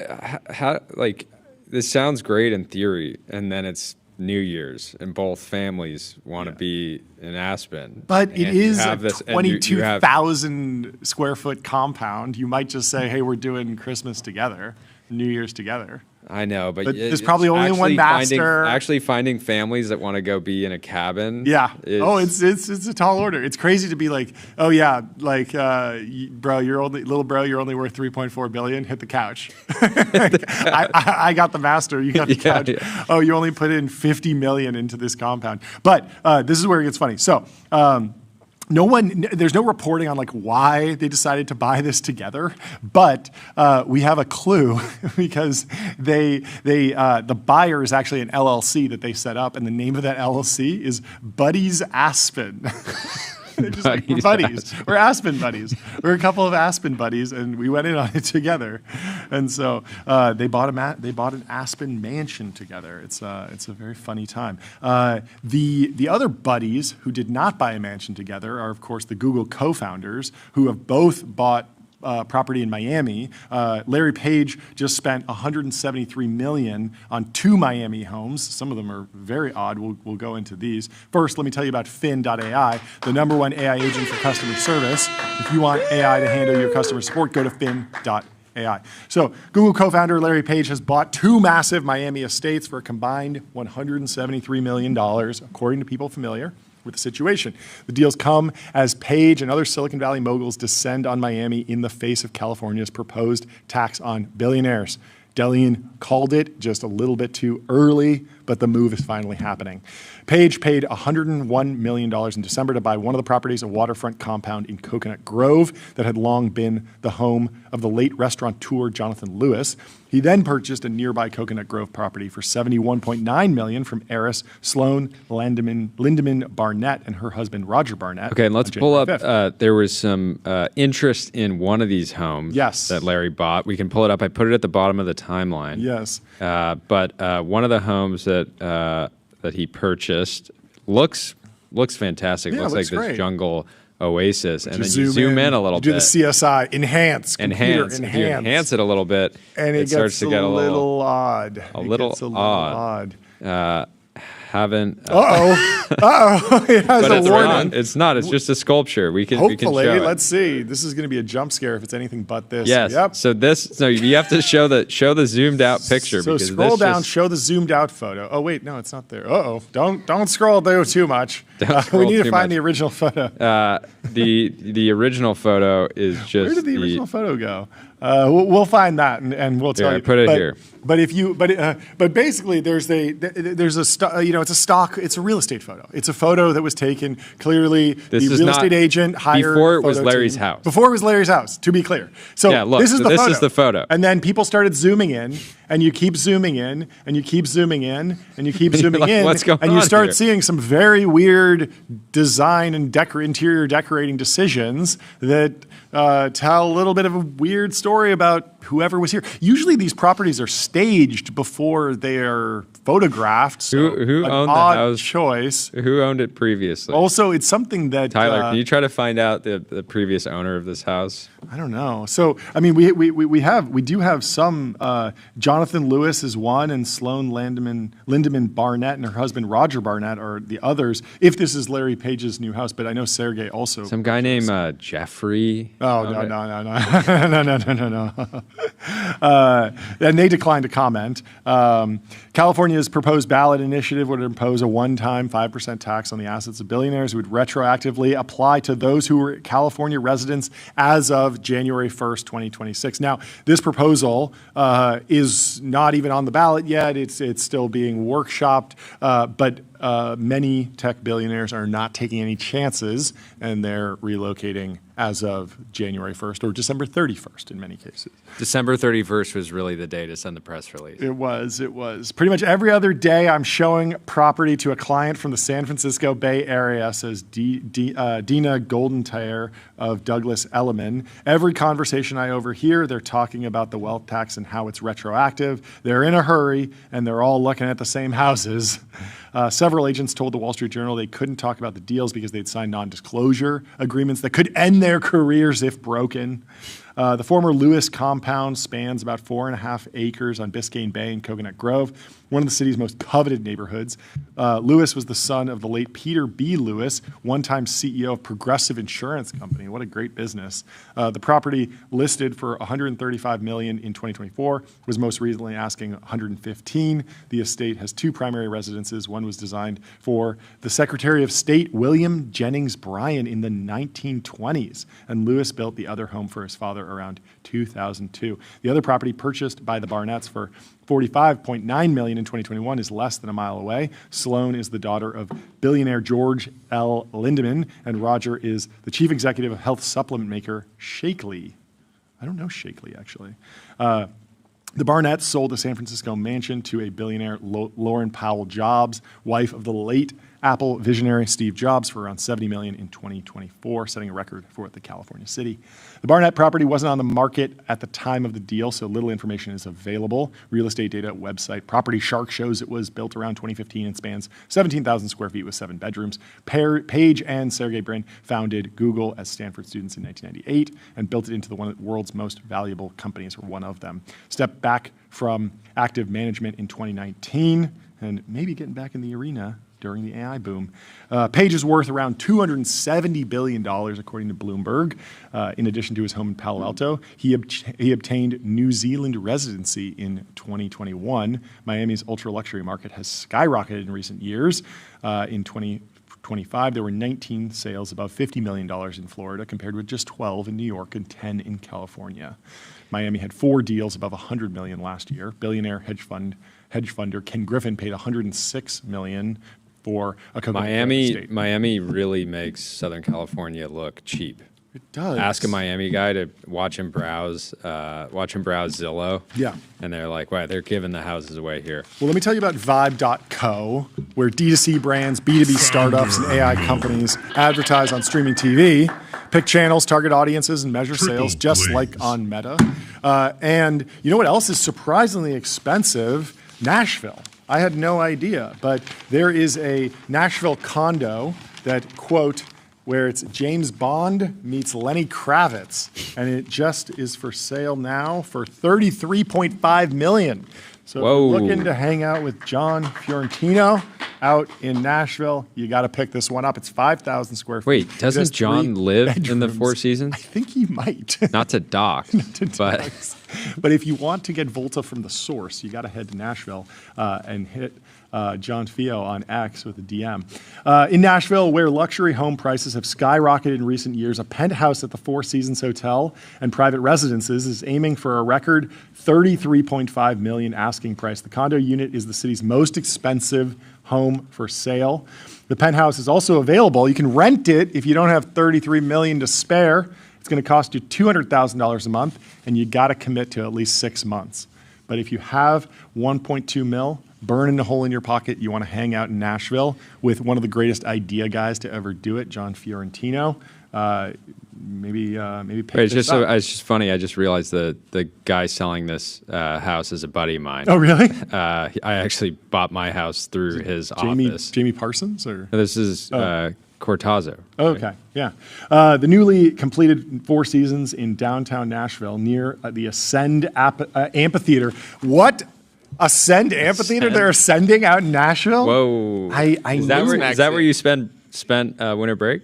Yeah. Yeah, the Ascend Just Amphitheater just looks maxing. John has been looking good recently. He must have been spending some time there. It's a few minutes walk away from Broadway, and a thoroughfare famous for its bars and live country music, about 2 miles away from Taylor Swift's longtime home in the city. The penthouse spans roughly 5,000 square feet with 3 bedrooms and a balcony. Lined with floor-to-ceiling windows, the unit has expansive views of the city and Cumberland River.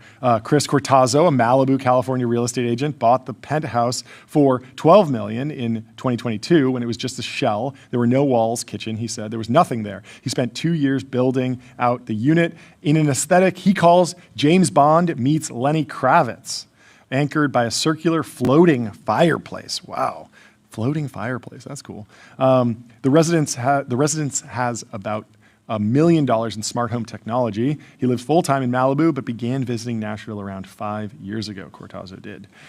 He also owns a roughly 150-acre farm outside the city, he said, and has spent only a few weekends at the penthouse since completing it earlier this year. Cortazzo is also listing the Malibu home of the late actress Shannon Doherty, a longtime friend of his. Oh, I heard about this news. That property hit the market last year for $9.45 million and has a listing price that has since been reduced to $8.75 million. Nashville's luxury real estate market has surged over the past 6 years, according to Parsons. While only one home traded for over $10 million in Nashville, Kruger said that she believes the figure almost hit 20 in 2025. If Cortazzo's home sells at or near its record asking price, it will set a record for Nashville. The current record is held by a suburban home on 50 acres that sold for $32 million in 2024. So if you're looking to head over to Nashville, pick up this penthouse. I've never lived in a penthouse, a condo like this. Then you've never lived. I've never lived, but personally, I would be going for the 50-acre suburban home. Too many dogs, too many animals around. I want the steeds around. I want to be able to ride the horses. But for the right person in the right time of their life, I'm sure this is a fantastic pickup. In other news, Phantom Cash. Fund your wallet without exchanges or middlemen, and spend with the Phantom card. France will delay the G7 summit to avoid conflict with mixed martial arts. Really? On Donald Trump's birthday? Yeah, so they're going to delay Group of Seven summit to avoid a conflict with the mixed martial arts event planned at the White House on Donald Trump's birthday. Do you think they have a group chat for the G7? And it was like, hey, can we get together? We got to get together. We got to get together. We got to do a summit. Let's do a summit, it's been too guys. long. G7 leaders, let's do it. And Trump's in there just being like, dude, I already told Dana I'm in. I'm watching UFC that It's night. happening in my house. It's happening in my house. It's going to be really awkward if I'm not there. I got to be there. I got to be there. Plan another summit, another time. This is interesting. Usually there's some big news that comes out of G7 summits. Usually there's, all the leaders get together, they're striking deals, they're talking to each other. There's something going on. Yeah, so definitely worth still doing, worth delaying, but worth doing. Well, speaking of Trump, Lip Bhutan is in his good graces. Donald Trump posted his new best friend on Truth Social. He says, I just finished a great meeting with the very successful Intel CEO, Lip Bhutan, LBT as he's called, for those who know. Intel just launched the first sub-2 nanometer CPU processor designed, built, and packaged right here in the US of A.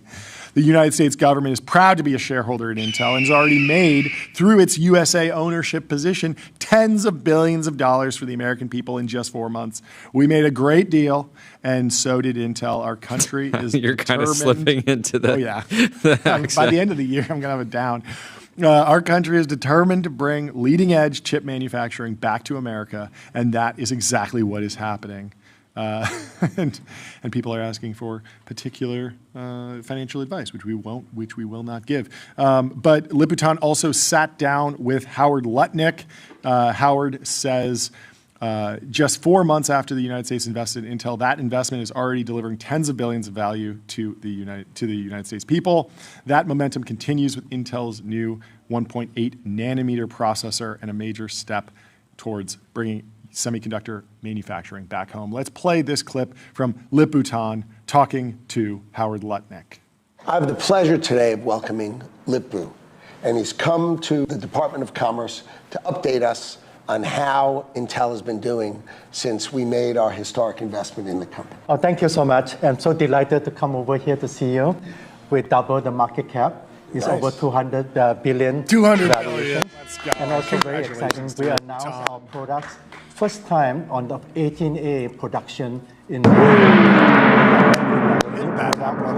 Series 3 processor with multiple of our customers in US globally, and using that is the most advanced design and also using our most advanced 18A productions. Right, so for the United States, we love the fact that Intel is doing leading edge work in America. In America. Right, 18A means 1.8 nanometer. 14A is 1.4 nanometer. I mean, think of how incredibly sophisticated and tiny that is. And complex. And then packaging. Yes. You take this little teeny thing and how you put layers and layers of sophisticated circuitry on top of it. And you do it with, just the most amazing technology. And you're going to be doing that Seems like it. in America, leading in America by a U.S. company. Get yourself an investor that makes talks us about your really, company like really this. Proud. So we're proud of you. This is okay, we're rooting for you, and we need you to be successful for America. Thank you so much. This is the new startup launch video. You do a deal, you raise some money from a VC, and you got to put out a video like that. You guys sitting down on the couch next to each other with some succession music, and they explain your business, shake your hand, and there's so many new formats. Yeah, new format, unexplored, unexplored. Clone that one. Call video production team, get it done. In some other news, U.S. oil executive is commenting on Venezuela. No one wants to go in there when a random effing tweet can change the entire foreign policy of the country. And Deep Dish Enjoyer says LMAO. It is remarkable how online this administration is. You saw during people have been celebrating the death of X, and yet during the invasion, in one of the images of the war room in the background on the TV was just x.com/search for Venezuela. Let's see what people are saying. Remarkable times. Next time they'll probably have Reggie's monitoring the situation. They should have dashboard. done that. They should also be using Railway. Railway simplifies software development. Web apps, servers, and databases run in one place with scaling, monitoring, and security built in. So I posted a piece about the Apple Card and how it's changing from Goldman Sachs to Jamie Dimon's JP Morgan, of course, and a software architect for Goldman Sachs's consumer bank, Matt Lowe, chimed in and says, good article. I think the main reason it didn't work with Goldman Sachs is that it lost its high priority in a double whammy. CEO, David Solomon, used a lot of his power to evolve the partnership culture to an exec-first modern corporation. That's interesting. Through that reorg, I speculate he had less political flexibility to defend Marcus from other partners who didn't want to wait for the consumer bank to scale up. Marcus even grew through leadership turnover during the pandemic and made a huge acquisition of GreenSky. It seemed to fizzle out and lost the continued executive sponsorship it needed to keep going while reporting to an asset and wealth management division. Note in last couple weeks podcast with Sequoia Capital, Solomon said the main reason for the wind down was regulatory. Interesting. So just some extra context around the Apple Card. Well, let me tell you about Graphite, and then we'll bring in our first guest of the show. Code review for the age of AI. Graphite helps teams on GitHub ship higher quality software faster and without any further delay. Let's bring in Jeremie from Semianalysis. How are you doing? Good Welcome to see back. you again. Second time on the show. Hey guys. So Happy New Year. excited to have you here. Happy New Year. Happy New Year. Happy New Year. How are you? Are you shocked to see that the G7 that's supposed to happen in France? Aren't you in France right now? I'm in France right now, yeah. Well, you're going to have to wait for the summit because UFC takes priority in America, apparently. I don't know if you saw that. Yeah. Anyway, congratulations on the new article. I would love for you to set the table for us and explain sort of what were the questions that you were trying to answer, what was the overall thesis that you came into this particular article, how AI labs are solving the power crisis, and then I have a whole bunch of questions that I want to dig into. Yeah, look, the question that we keep receiving every day, every hour, it seems, is how are we going to power the AI race? Yeah. Is the grid able to handle all of that? Yeah. And look, last time I came in, I think I said, hey, there's like over half a terawatt of data center requests in all of the US grid. Yeah. An insane amount of requests. And we talk about sort of prisoner's dilemma where because everyone is trying to find power, then it creates sort of a vicious cycle of everyone starts being more speculative and putting requests everywhere. And so basically the grid is overwhelmed. Yeah. People can't find energy. And so that's why you're seeing the rise of on-site gas, which is something that a lot of people have been talking about. But from our research, we just haven't found sort of any good way to understand what are people actually doing. What are the challenges? What are the systems that people are actually deploying? What's the benefits? What are the trade-offs? And how to understand, how to make sense of all of these new entrants. Yeah. Because one of the key highlights is, okay, everyone talks about GE Vernova, everyone talks about Siemens Energy, but we count actually 12 manufacturers that have secured orders of over 400 megawatts for US data centers, on-site gas power. Yeah. There's way more people in the pipeline. Yeah. But essentially, we wanted to show people how are the labs solving the power crisis. Talk about, to some extent, XAI was a bit of a pioneer because obviously it did that before everyone. Yeah. And how are the other players following suit and actually solving this issue? Yeah, let's stay with that point about power requests from AI companies. That's expanded significantly, correct? Isn't it? It's over 10 terawatts now or something like that. Everyone's spamming with these requests, isn't it? It's an insane figure. Is that roughly correct, or? I don't know about 10 terawatts. Not 10. It's over one, though. Roughly a terawatt. Roughly a terawatt. It's always complicated to know exactly. Yeah. But roughly a terawatt. And what are the mechanics of a request for power? Is that going to government-run organizations? Is that a permitting process? Like, what is the anatomy of actually making a request for power if you're an AI company? Sure. So typically you send a request to a transmission provider. Okay.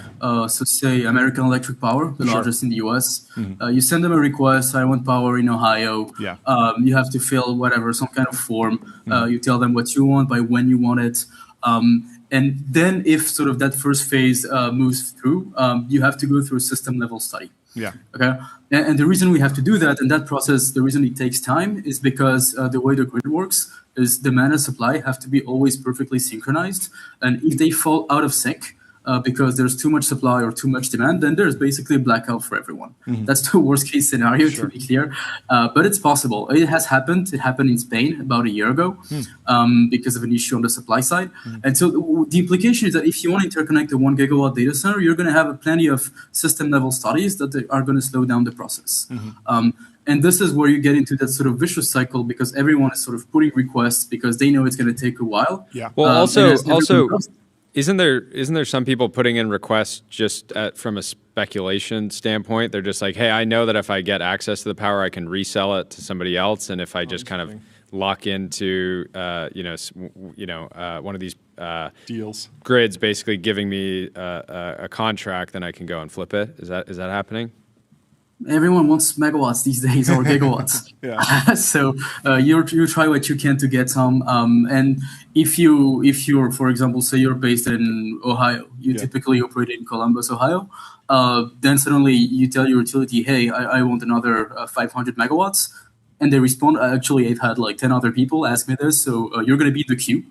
And there's 10 other requests I have to evaluate before I get to yours. Is there this is why some of the Bitcoin miners have done actually very surprisingly well in just sort of like pivoting to AI because they had the pre-existing power deals in place, right?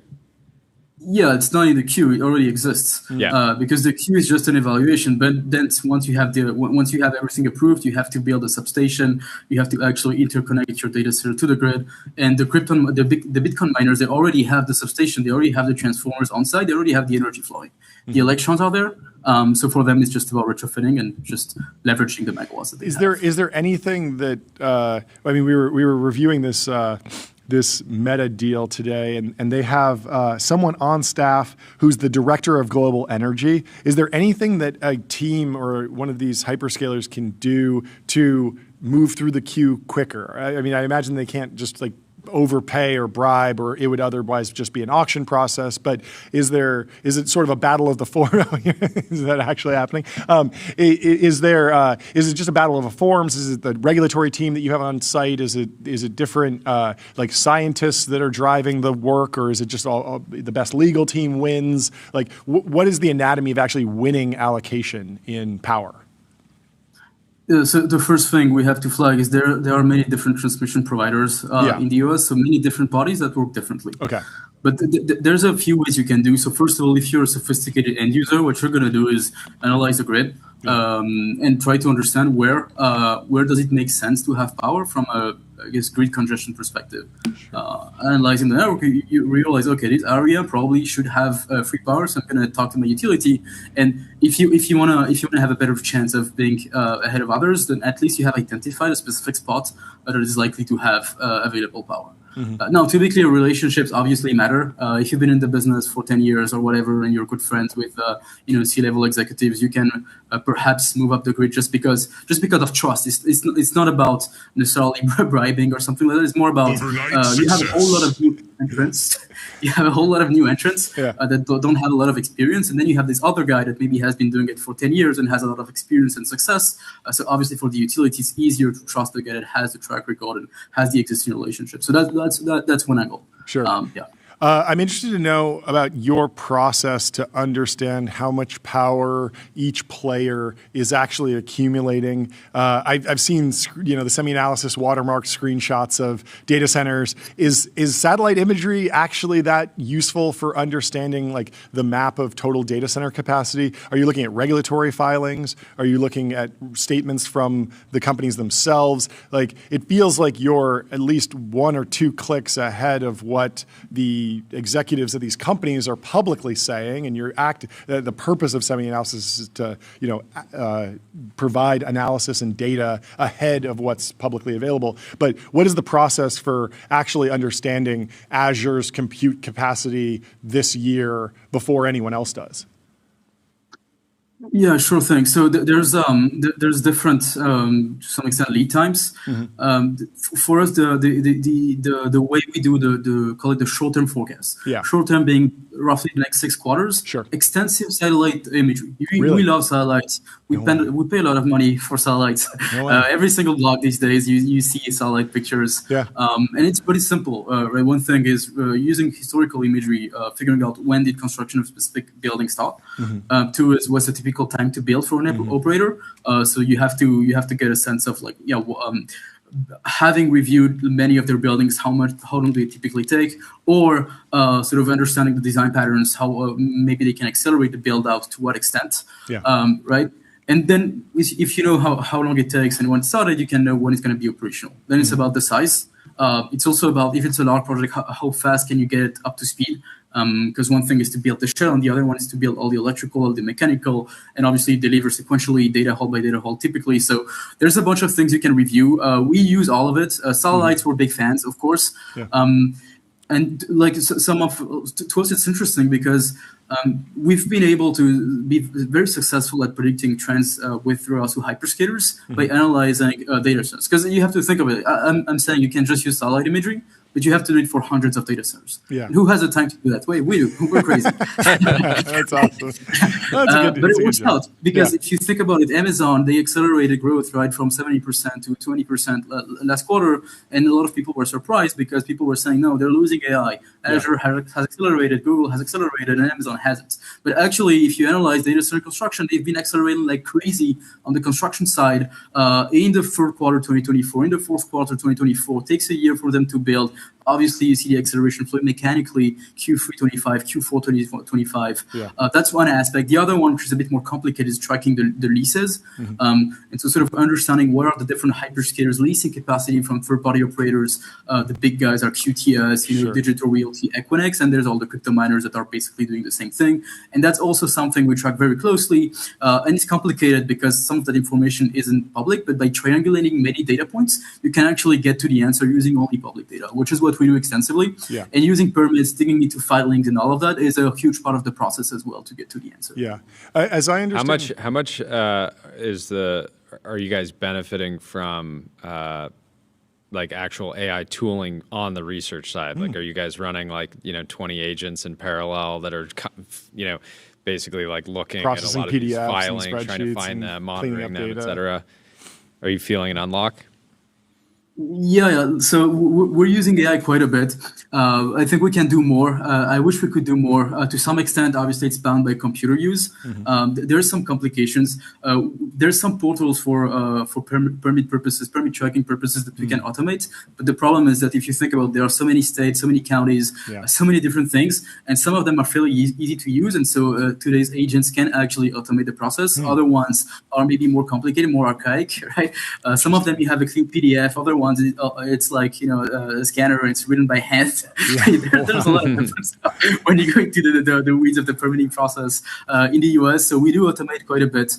What we're starting to do, this is a pretty interesting project that we have on the data center side, is a vision model where you can actually, based on satellite imagery, detect real time sort of what's the status of construction and understand sort of the inflections that you see as well on the planet. Zooming out, it feels like I think you quoted it something like 0.5 gigawatt of new data center capacity was being added for a period of years, sort of linear growth, and now we're seeing a break in the graph and we're seeing exponential growth. And I'm wondering how you're thinking about.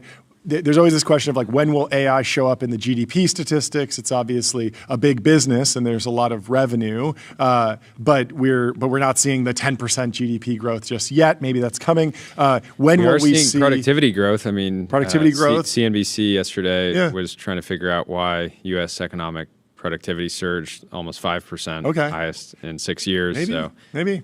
But I mean, my question with regard to like overall U.S. power generation, are you expecting to see a meaningful acceleration, a break in the graph there this year, next year, or is the data center overall energy picture still a small enough slice of the pie in terms of overall American energy production and consumption that we won't see it move the overall needle just yet? Oh, it's already moving the needle. It's just going to accelerate. There's just one direction, at least for the next, call it 2 years. One thing you can do is a lot of the utilities are publicly traded, so you can go one by one. Every single one of them, the only thing they're talking about these days is data centers. It's how much load growth I have and and then it's about capacity constraints. Can I deliver on that demand? But all of them are seeing tremendous load growth. And if you think about the leading indicators on the data center side, so for us, we use two things on this. If you think about self-built, so the data centers that are built and operated by hyperscalers, construction starts are exploding.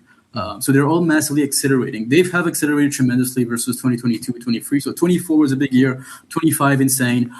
So this is a leading indicator with regards to what's going to happen in 26 for CapEx, for revenue, and obviously for load growth, because these days it's all correlated. And on the leasing side, same thing. If you think about how much data center commitments are the hyperscalers doing these days, it's also just up and to the right. 2025 has been an insane year for the leasing market. And so everything points to 26, 27, just accelerating. And then if you think about GDP growth, because I think it's an interesting topic, there's two things you can talk about. One is on the infrastructure side, and the other one is on the productivity side. On the infrastructure side, you're already seeing it. But I think it's pretty easy to look at statistics. You can look at data center contribution to GDP. There's a bunch of stuff from some of the agencies. You can look at computer investments. There's a specific GDP row that tells you all of that is exploding. Roughly speaking, a guesstimate is over 50% of GDP growth today is AI infrastructure, which is kind of insane if you think about it, right? And you can do some monkey math as well, right? You see NVIDIA's revenue. What is it these days? Like 250 billion annualized or more. If you do the math, right, a lot of that is going to the US. Now, there's obviously it's complicated because there's imports and things like that you have to deduce. But US GDP is over 30 trillion, right? 1% is 300 billion. Easily year-over-year additions, AI infra investments over 300 billion. Taking it all, right? Power plants, data centers, chips, and all of that. Yeah, and that should drive significant GDP growth. And then the second phase of this is on the productivity side. Obviously, you have to see, to some extent, you would expect to see the people that are providing that productivity to be beneficiaries. And so this is why it's important to track what are the AI labs doing, what are the startups doing, which is something we've been tracking pretty closely recently at Semianalysis. And so if you look at the AI labs, yes, they're all accelerating pretty fast as well on the revenue side. Like you saw OpenAI tripling revenue, Anthropic 10x, and so on and so forth. Can you take me through the latest bottleneck in gas turbines? We had Blake Scholl from Boom on the show, and it feels like he's expanding his business to build turbines. And I'm interested in that specifically because we hear about nuclear power plants coming online. That's obviously a very heavy regulatory burden. Also, supersonic flight feels like incredible regulatory burden. But how difficult is it to just manufacture a new turbine or more of the same design, bring them online, actually ramp up capacity of natural gas turbines? So typically to develop a new turbine, you're talking about 7 to 10 years R&D process. Wow. So it's pretty fascinating because you have a few new entrants that are hitting the market today. A big one is Doosan. Doosan is providing roughly 2 gigawatts of turbines to XAI. Doosan, Korean giants on the nuclear side, they've been developing their turbine for over 10 years. And it's like, perfect timing. They have a turbine to what amazing timing. That's great. It's pretty lucky.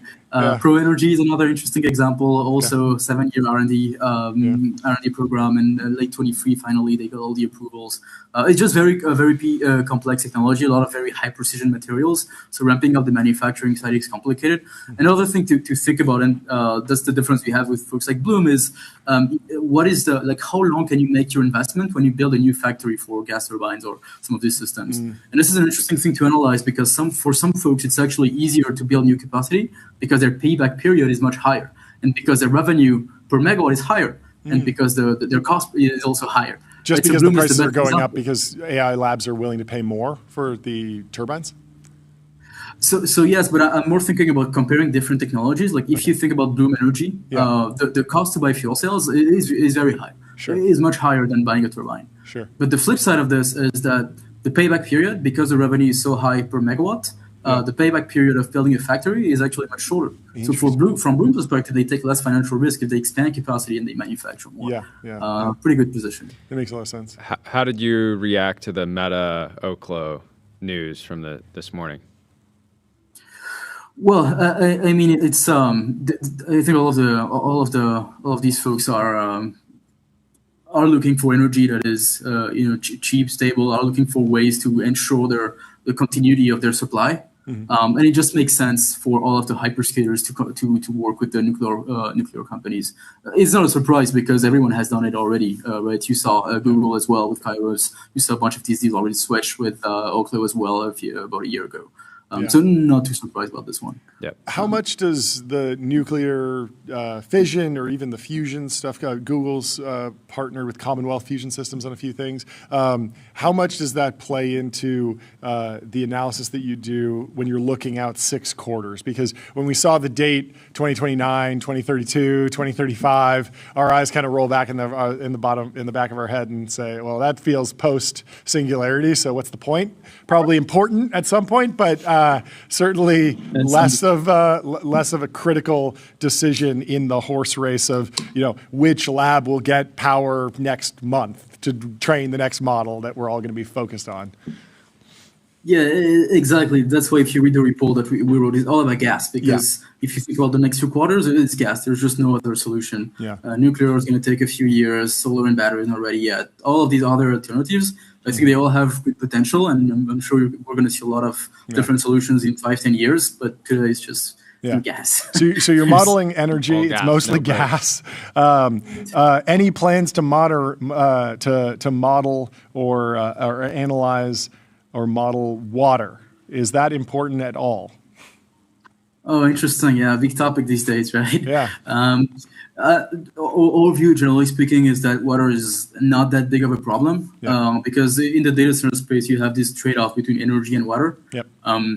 And so you can actually design closed-loop systems that consume pretty much no water. In some cases, zero water.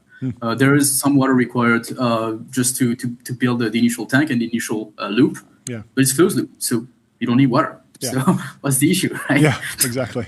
Yeah, it is a funny retort to anyone who's worried about the water, the AI water usage. Just if it's important, why doesn't Semianalysis talk about it ever? Why are people not trading the water stocks if it's important? I am interested in we might talk about it soon. Yeah, I mean, I'm sure there's some sort of angle, but on the question of water usage, it does seem like Meta is moving from an air-cooled system to a water-cooled system. I think I have that right. They moved away from the H design of their data center. Can you tell me more about why the H-shaped data center was not suitable for water cooling? It felt like a very modern building. Why was it impossible to retrofit that? Why did they have to go with an entirely new design? Yeah, so the thing about the edge design above everything is it was really designed by Meta for leading cost efficiency. And so typically the ratio people use is the PUE, which tells you what's the energy efficiency of a given facility. Sure. Meta had the world's most efficient facilities. The energy required to cool the data center was extremely low. Yeah. And that's because they had a fairly complex structure, 3 stories. Okay. The drawback of that is that the time to build a facility was about 2 years. So that doesn't work in the AI era.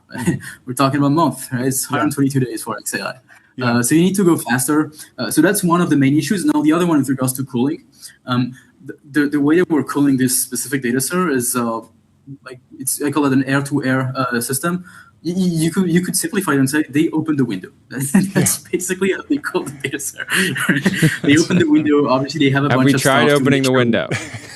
You know, I actually toured George Haas's.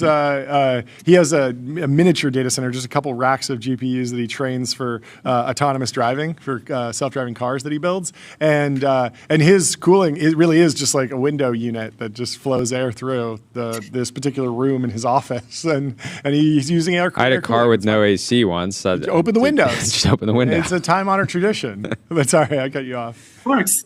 It works. It doesn't work that well if your hardware is liquid cooled. Yeah. Obviously, if you have a cold plate that goes through the chip, then the question is how do you cool the fluid that you put into the cold plate to remove the heat from the chip? Yeah. Opening the window doesn't work that well. You can do some kind of retrofit with liquid-to-air CDUs. It's expensive. It's not very efficient. Sure. So the best way to do it is to have a dedicated fluid cooling system, which involves building a whole dedicated piping infrastructure and all of that, which is what Meta did. Their new data center can handle seamlessly liquid-cooled chips, whereas the old one was much more complicated. Do you have a view on, you said Meta's previous data center, I think it was 150 megawatts, 2 years to build it. How fast are they now? Are they at 6 months, a year? Do you have any idea of where they will be on the speed frontier, since that seems so critical?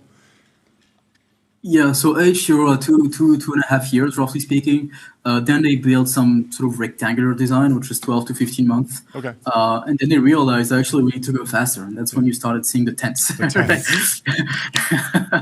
And these tents, the goal is to be able to put out a GPU cluster in 6 months. We'll 6 get months. one of these tents. Wow, that's fast. And it's interesting because they go back to an air-to-air cooling system. So what I told you earlier actually is wrong because despite hardware being increasingly liquid-cooled, now they're doing air-to-air, again, opening the window. Sure. But they have those sidecars which are liquid-to-air, which are expensive again. Okay. It's one way to go faster. That way you don't have to build a whole piping infra and all that. Yeah, that makes a lot of sense.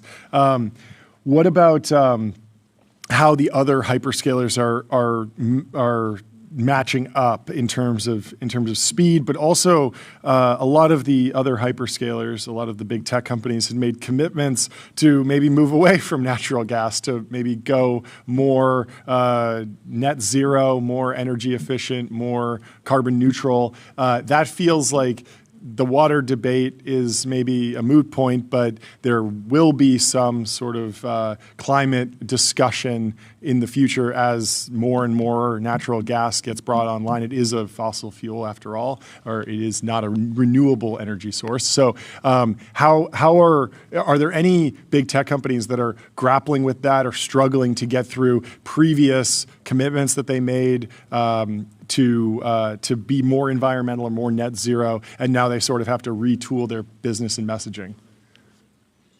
Yeah, you've already starting seeing this in 2025, but in 2024, where they all said, for the time being, we keep our commitment for whatever 2030 or something, net zero, but short term. We're not gonna be able to meet our goals and to clean our fleet as fast as we expected. There's just no way. There are a few interesting things. So the first thing I would say is you're seeing some projects that are natural gas based, but they have ways to become more sustainable.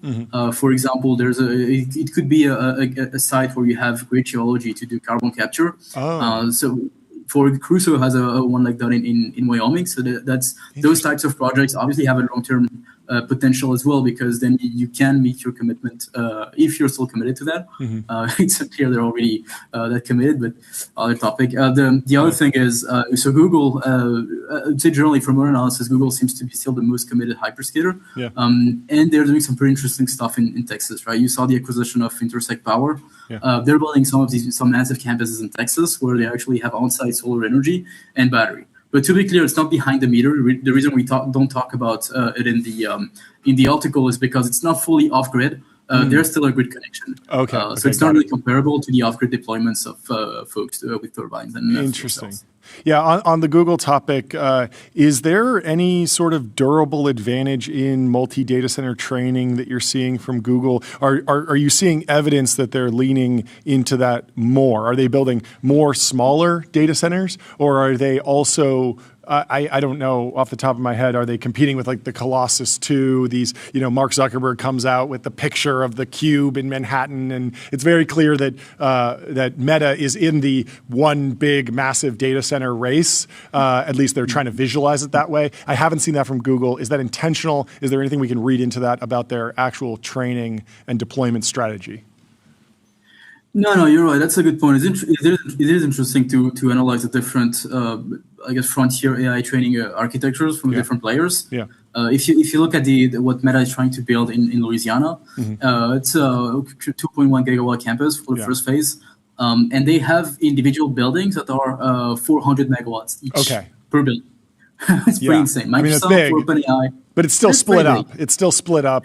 But then putting it all on the same campus, there's some sort of economy of scale around power generation, or is the latency with the fiber connections actually relevant, and you wouldn't want to have it across town, so you put it on the same campus? Like, when would a big tech player choose to split across state lines, across the country, across the world, versus centralize everything in one campus?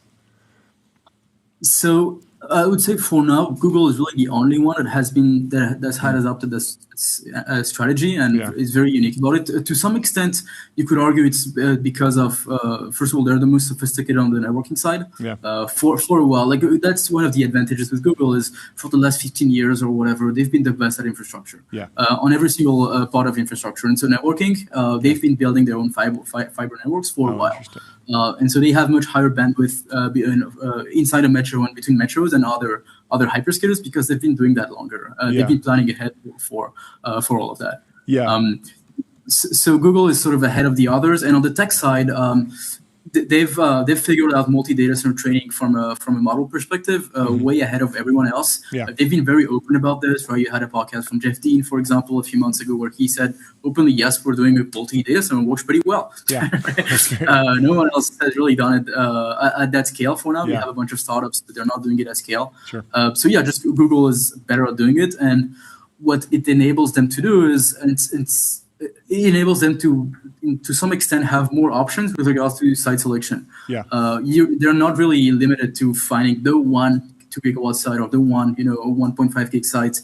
They can just go around the metro, maybe a 50-mile or even 100-mile area, and find a bunch of sites that are each 200, 300, 400, 500, connect them, and bam, they have a 2 gigawatt campus. So that's the strategy they're pursuing. That makes sense. Last question for me, and we'll let you get back to your day. I know it's late there. Have AI workloads, has a shift in AI workloads had any effect on power decision making? It feels like you go back a couple of years ago and the vast majority of power that was being used by AI was for training. Now we're moving more towards inference. Does that change the landscape of power acquisition for AI companies broadly, or is it sort of an irrelevant point?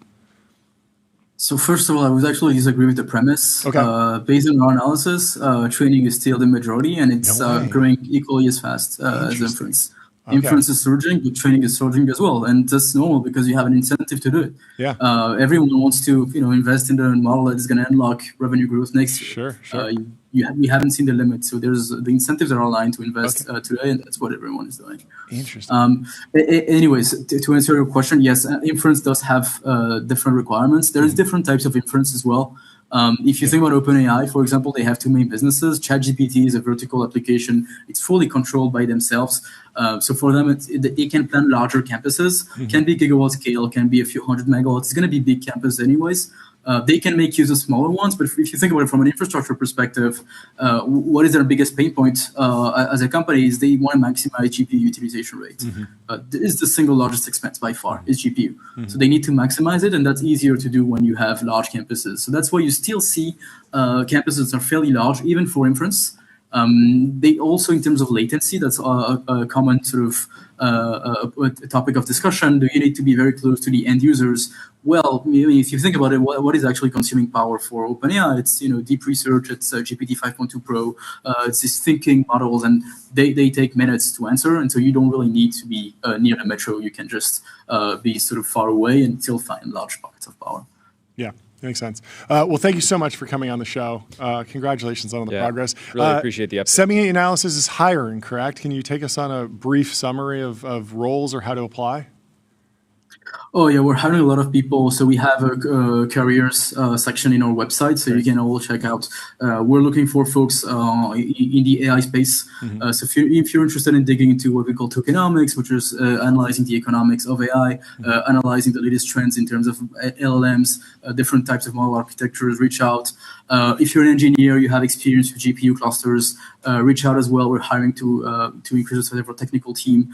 Inference Max, really cool project as well, where we benchmark all of the different models. If you want to work on Inference Max and work on TPUs and Trainium and GPUs and AMD and NVIDIA and all of that, reach out as well. We have a lot of pretty cool offers, so you should all check out the website. And it's a good adventure. Amazing. Well, thank you so much for taking the time to come break it down for us. Great to see you. And Happy New Year. Yeah. We'll talk to you soon. Cheers. Goodbye. Turbo Puffer, serverless vector and full text search built from first principles on object storage, fast, 10x cheaper, and extremely scalable. Next, we are entering our Lambda lightning round with Andreessen Horowitz, celebrating their $15 billion fundraise. We have Jen Ka in the Restream waiting room. Let's bring her in to the TBPN Ultra Dome. How are you doing, Jen? Good to see you. Jen, what's happening? Hey, what's happening, brothers? Not too much. You're off to a banger start of the year. Congratulations. Break it down for us. What happened today? We knew we'd need a bigger gong for you guys in particular this year. And maybe we have to distribute the gong hits across the 4 Andreessen Horowitz partners that we're talking with. We'll see. You know what I have to say? If the gong wasn't big enough. There we go. There you go. Wait, what does it say? What does it say on it?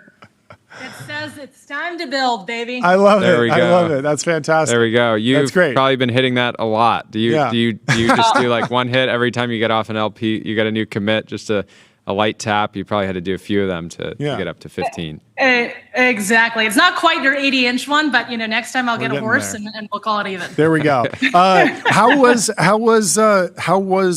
the LP pitches going into this fundraise different than in previous years? The market's evolved. Technology has evolved. Andreessen Horowitz has evolved. What were you saying that you felt like it was the first time you were saying to LPs this time around?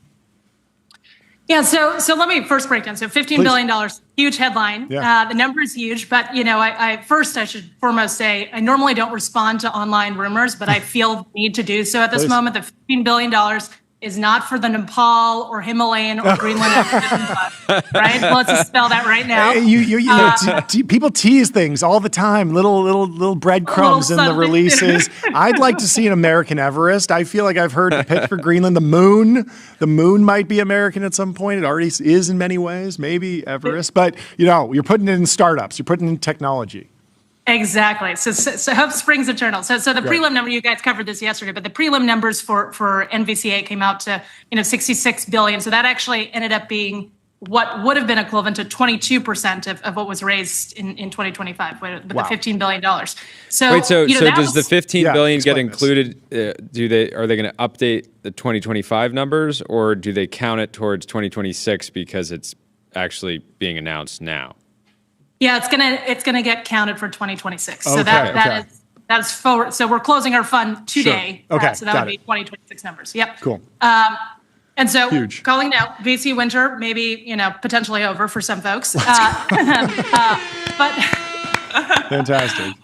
But the sentiment, to answer your question, so the sentiment from LPs is different insofar as that we are now, this is the second set of funds that we've raised in this AI super cycle. Mm-hmm. And so we were oversubscribed in 3 months. It was, I think, very clear for most people that AI is obviously taking over the world. Yep. And particularly when LPs have conviction and also the right information, they will close quickly. So most funds, the average VC fund takes probably close to over a year to fundraise. And the reality is it's a tale of two cities. If you have great companies, great performance, great DPI, it's very, very easy to raise capital. Yeah.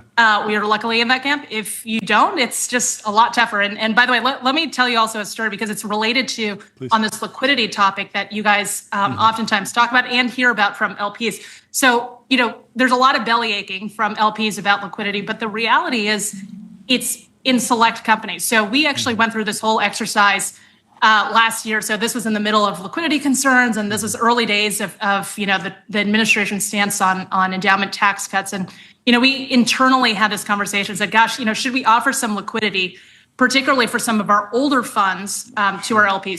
So we went around, we called all of our LPs in those older vintages, and specifically we had a Stripe position, seed position in Fund 1, and then we had Databricks at the Series A in Fund 3. And we said, hey, we know you're in a liquidity crisis. Would you be interested if we got you some liquidity in those names? Yeah. And I'll tell you, 30 out of 30 of those early LPs said absolutely not. Yeah. Thanks, but no thanks. We want liquidity. You're telling me would I like to not ride my winners? Interesting. Exactly. Exactly. So there's subtlety in that conversation, which is they want liquidity, but they want liquidity not out of those names. They want to ride those winners, right? They want to let them cook. It's unfortunate. You want liquidity the most from the assets or the companies that you're least excited about, which is this paradox. Interesting. That makes sense. Talk about the split of strategies going on at Andreessen Horowitz today. I think a lot of people were curious about crypto not being included in this suite of funds. Is that just a different cycle? Is that a mechanics thing? What's going on there? Or is it truly a completely separate thing, and we'll be hearing about that later? Yeah, so the latter. So the funds that we raised and announced today, it's 5 out of 7 of our funds. So crypto is off cycle, and then so is our games fund. Okay. So more to come from that. Got it. Okay, that makes sense. How are LPs up to speed on this kind of structure now? You obviously don't have to go into a conversation, explain Andreessen Horowitz, but most funds are not at the scale where there's this multi-front fund approach. Is that how much of the conversation is about I'm giving you capital, where is it going to be actually allocated, and how is it going to be split across the funds? Is it just straight pro rata across the different strategies and funds, or how does that work? Yeah, so that's a great question, and in fact, I think we're one of maybe the first who actually split our funds. Most firms just have a generalist fund. Everything's out of one vehicle. Yeah. And we very early on presciently realized we needed to decentralize as a firm and then also our funds as well to match that to the teams. And so if you look at any of the individual teams, the deal teams are no bigger than 4 to 6 people. Sure. And so we're kind of similar to smaller funds and smaller firms, but with the breadth, of course, of the Andreessen Horowitz umbrella. And so for LPs, when they think about allocating to us, most of them just say, hey, I want to follow you into all the different funds. And they allocate pro rata. And in fact, we actually set up a vehicle to allow them to do that. Some folks pick and choose. And our view is, hey, every single fund needs to stand on its own. And it needs to earn its own keep from its LPs. And sometimes those LPs might be different, right? Some LPs, for example, internationally can invest into certain strategies like crypto, for example, maybe American dynamism. So there's some nuance there of which we do account for.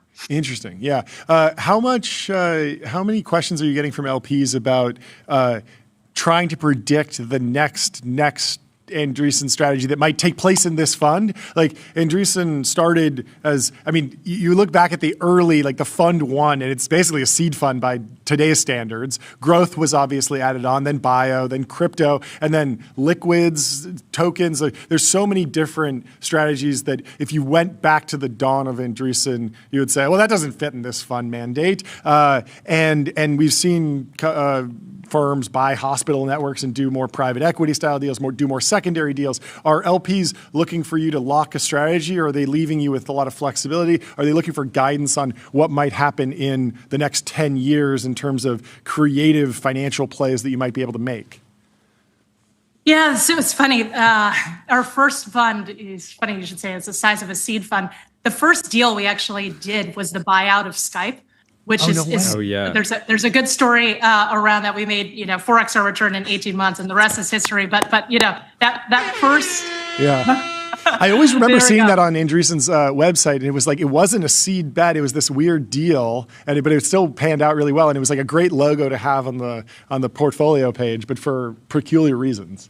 Yeah, and there was a bunch of risk in it because everyone was like, "Oh, you won't get the IP because of eBay and blah blah." And then Microsoft ended up buying it. Yeah. But and then there's a whole story there because a lot of our LPs, suffice to say, after raising a venture fund, were like, "What are you doing?" Yep. Totally. So it ended up working out. Nonetheless, we always talk about internally how the way the individual funds are set up now is almost in the incarnation of the original Andreessen Horowitz. From the size of the team, from the capabilities and resources on the operating front. And so you've got these, kind of 7 different funds and teams that are effectively the incarnation of that first Andreessen Horowitz now replicated. And that's actually how you scale. We have 600 plus people at the firm now. That's the only way you could actually nimbly move without getting mired in the morass of bureaucracy and oftentimes what big organizations end up being.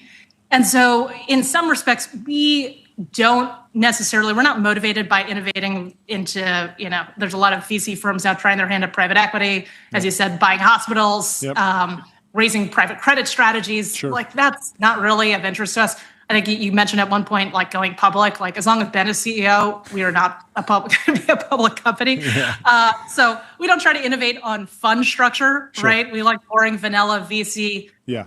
Of returns, and you give us money and we'll send you back, and where we'll take risk and innovation is on the companies we invest into. How much do you involve individual GPs in the fundraising process? Sounds like, a 3-month process, really not that long. Are you tapping them in at key moments because certain LPs want to understand, like really get to know the individual investors, or are you like aggressively trying to protect their time because their time is really best spent with founders and actually evaluating and doing deals?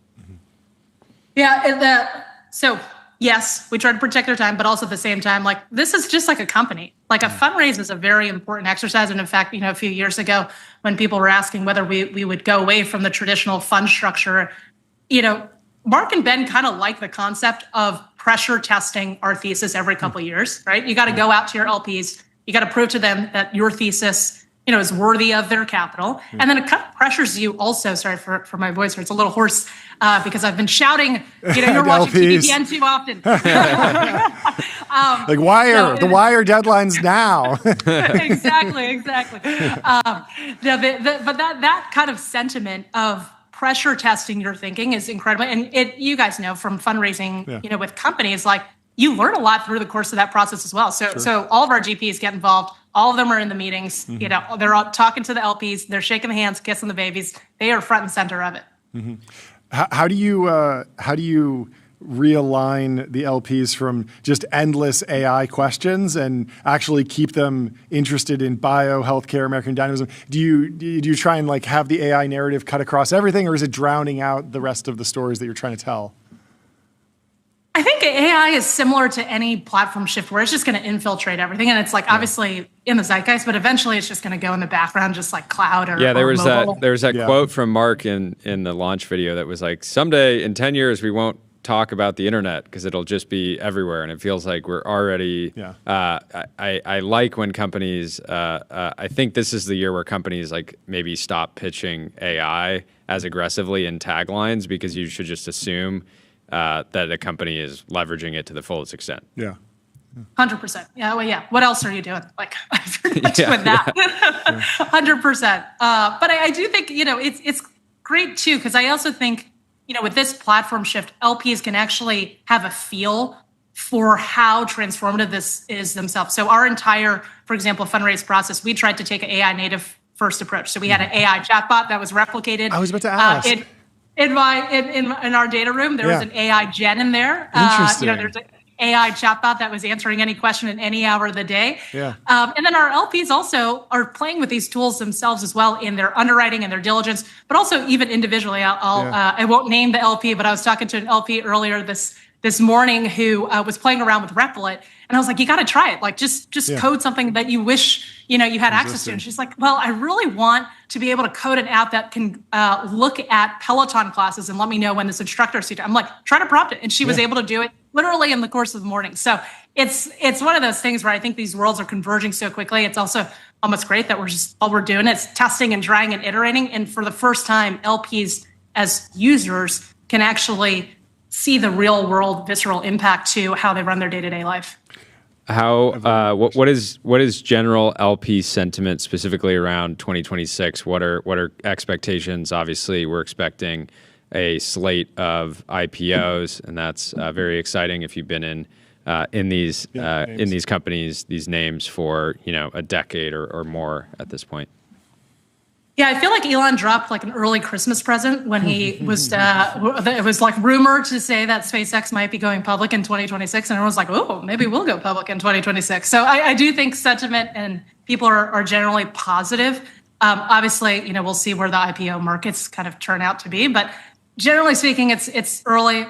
It's off to a good start. Like, we'll see what happens. But I do think people are expecting more capital this year in a way that once one breaks through, it's going to be a watershed moment that might even top, 2021 in terms of the amount of liquidity coming back to folks. That's going to be exciting. Was 15 always the target, or did you go out, thinking that you do less and then you kind of upsized it based on demand? We had a range for our target, and we try to, kind of keep in that range just to avoid, upsetting. But you knew it was possible, because if Masa can do 100, it's like, come on, can we can we do 15? I won't make that comparison. It is funny in retrospect. That vision fund. As the whole thesis was AI. Well, yeah, no, I looked. I completely blocked Vision Fund out of my head. Yeah. And then I was like, I was researching before that, so I was like, okay, 15 billion has to be the biggest venture fund ever, and it was like, oh no, of course, of course. Vision Fund. Anyway, well, thank you so much for coming on the show. Congratulations on massive news, and we will talk to you soon, Jen. Incredible work. Awesome. Great to see you guys. Catch you later. Cheers. See ya. Let me tell you about Vanta. Automate compliance and security. Vanta is the leading AI trust management platform. And thank you to the chat. There has been some updates to Claude's policies. Tyler is researching the story now, and we will get to it at the end as soon as we can. Well, we have Alex Rampell from Andreessen Horowitz coming in, TBPN Ultradome. Welcome to the show, Alex. How you doing? Thank you. Good. Beautiful background. Fantastic American flag. What a day. Congratulations. How are you doing? Thank you. Good. Fantastic. Super excited to have you on. I've enjoyed. You're somebody who's I've read your writing and listened to your podcast appearances for a decade now, and always appreciated your point of view on a bunch of different things. So welcome to the show. Yeah. Thank you. No, I'm here to prove that I'm real. Fantastic. I mean, it's like proof of life is very important increasingly, right? Yeah, it is. I mean, first time on the show, can you give us a little bit of the backstory, the journey to Andreessen, and how long you've been there? Sure. So I've been here for 10 years. Previously, been a long time success. Previously, long-time entrepreneur. So kind of started by writing software when I was a kid in high school, actually even before that. And then out of college, I graduated in 2003. I was probably the only person from my class that just kind of became an entrepreneur right away. And it wasn't because I was smart or dumb, probably more dumb than smart. It's like I had a little business that I was running in college. So kind of kept doing that. Met this guy named Chris Dixon, who was at Harvard Business School when I was at Harvard College. And you have to remember, like 2002 when we met, the internet 1.0 had just died. Everybody lost their jobs. September 11th had happened. And what do you do if you're a dried up entrepreneur? You go to business school. I remember there's a company called Cosmo.com, a huge hit that kind of went to zero. What did that guy do? He went to HBS. No way. So Chris Dixon was there, and he and I were like the only two people, I swear, in like the entire state of Massachusetts that thought that the internet was still kind of cool.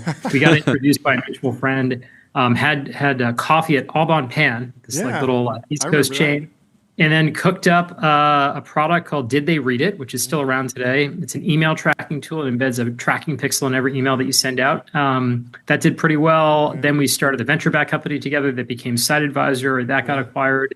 And then I started another company called TrialPay to, like the thing that we learned at Site Advisor is that nobody likes paying for software. Like you're willing to pay for an intangible good, like a glass of wine, $20 for that seems totally reasonable, right? But paying $20 for one song on iTunes, there would be riots in the streets. So the idea was, I'll give you this digital good for free if you buy something else. And if you know how affiliate marketing works, it kind of plugged into that. So it's like, hey, we'll give you this product for free if you sign up for Netflix, or if you switch to Geico, or if you shop at the Gap, or if you get a Discover card using the affiliate commission to go pay for the product. That did pretty well. Like it was like half of the revenue of Site Advisor. It was like from my little shareware business that I used to have back in the day, it doubled our revenue. So I turned that into a company called TrialPay. That did great for a while. Then it did terribly. Then I kind of resumed to okay, sold it to Visa. And then along the way, met this guy, Max Levchin, after he had sold Slide to Google. And we cooked up a company called Affirm. So I co-founded Affirm with Max in 2012.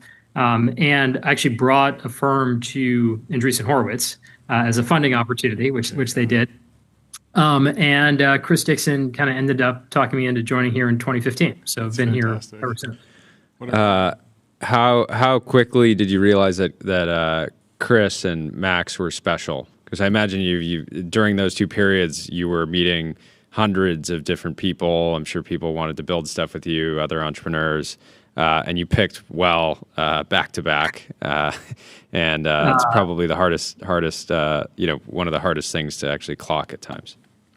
Yeah, I mean, I think a lot of the greatest people, they have two things in common. They have this term that's going around a lot, like high agency. Like they don't just like follow the rules; they just like take matters into their own hands and do something. And then they just kind of know the history of everything before.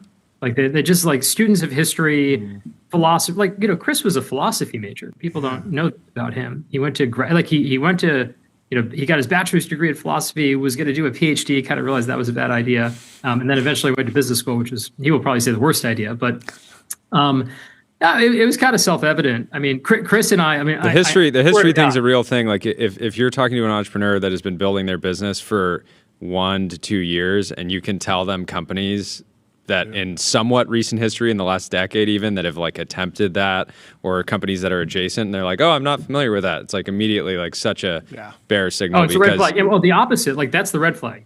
Whatever the opposite. Green flag. What's the opposite? That's what I'm saying. Thank you, yes. But yeah, the green flag is never green flag. What's the green flag? The green flag is not only do I know everything. I mean, I'll give you one example. I think the Collison brothers went out to like D. Hawk's ranch. D. Hawk started Visa. He's kind of like a weird quasi-communist, even though he started one of the biggest companies in the world. Because Visa was meant to be this it was a nonprofit. Visa was a nonprofit until 2008, maybe 2009. It was the biggest IPOs. Yeah, that's right. Yeah, but it was a nonprofit until then. A nonprofit like the NFL is a nonprofit. It makes a lot of money, but it's owned by the constituents, and the constituents that own Visa were the banks. And it's like, okay, I'm starting a payment company. There were a lot of payment companies that came before, but it's like, let's find this guy who's 90 years old who's moved outside of capitalism is working as a farmer just to learn from him. And like I have this mental model that I now use for entrepreneurs, and it's a memo that I've written that we use internally a lot. I got to say, like the best entrepreneurs, they have 5 things that I look for. They can materialize labor, capital, and customers, and hopefully those are self-evident. It's like you can get people to quit their high-paying job for like certain failure. It's like the Ernest Shackleton thing. It's like wanted men for dangerous journey, almost certain failure and death, but if it worked, you might be famous, right? It's like you want that. Very, very hard to do.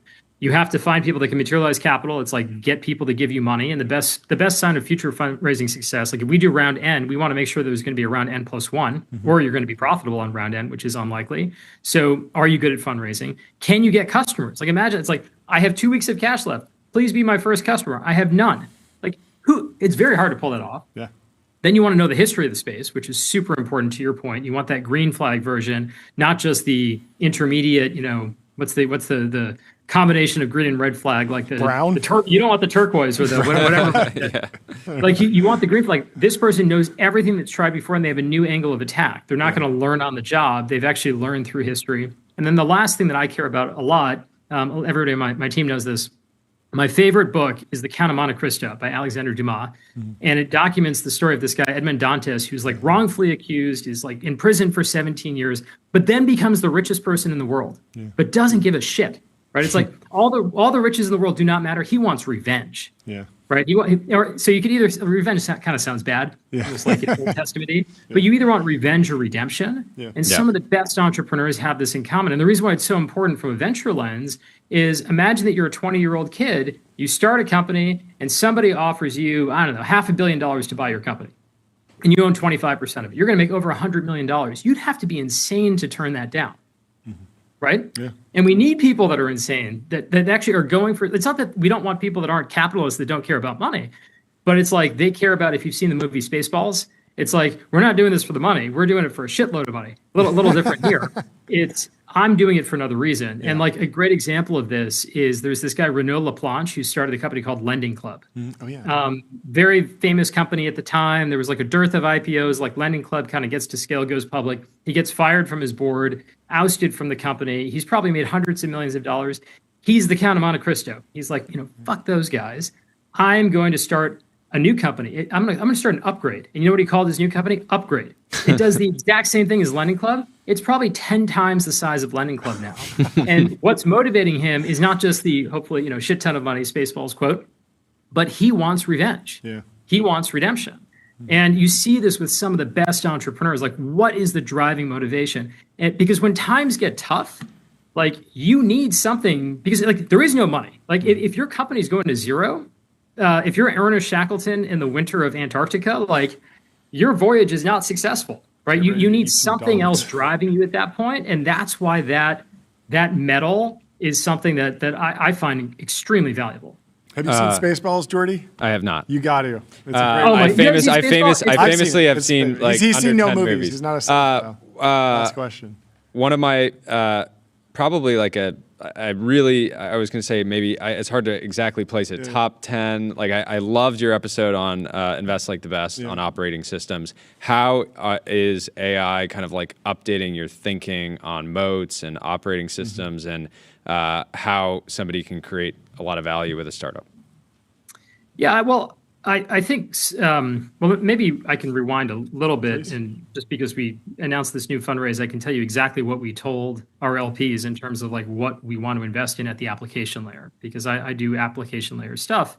And it's really 3 things. Category 1 is, I call it greenfield bingo. And kind of maybe another way of answering your question is, there's a quote that I use a lot. The best companies have hostages, not customers. Right? Like, that's why nobody likes using Salesforce. You got to be taking revenge. You got to be taking hostages. It's very Old Testament stuff. But the best companies have hostages, not customers. Those are great companies to invest in, right? And that kind of goes to the point that I was making. Like, NetSuite, Workday, Salesforce, like, they're all hated by their customers, but none of those customers can leave. Mm-hmm. However, if you build a better version, like kind of a more AI first version of all of these companies, and you're selling into the green field, you've got a shot, right? Because like I was lucky enough to be the first investor in Mercury, and Mercury worked not by stealing people from SVB. They just worked. It's like, oh, you're a brand new company. You can use shitty SVB or you can use really good Mercury. Yeah. And that worked. Whereas they never got customers from SVB until the weekend that SVB failed. Yeah. So that greenfield opportunity for software, like that is AI enabled in the same way that like that was true for cloud, right? That was true for mobile. It's like, here's the new thing. The incumbent will eventually build it. Like another expression that I use a lot is like the battle between every startup and incumbent is whether the startup gets the distribution before the incumbent gets the innovation. The incumbent, my default assumption is that the incumbent normally wins because they have the distribution. They will get their act together 3 years later. And with AI and Cursor and everything else, they'll get their act together maybe 3 weeks later. Yeah. So the kind of the might of distribution is very, very powerful. So one option is you just go into the greenfield. So that's kind of category one is, we call it greenfield bingo. It's just like build, we have a bet that's just like NetSuite.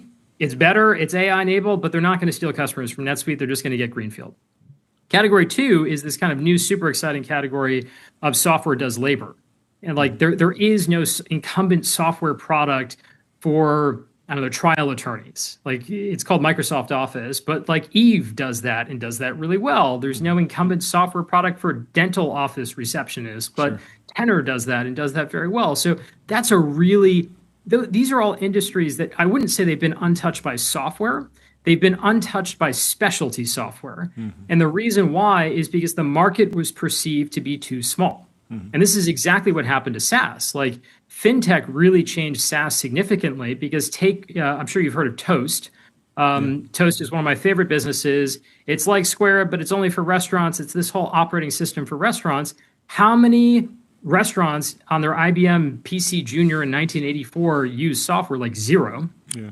And how many of them would pay tens of thousands of dollars a year for software? Zero.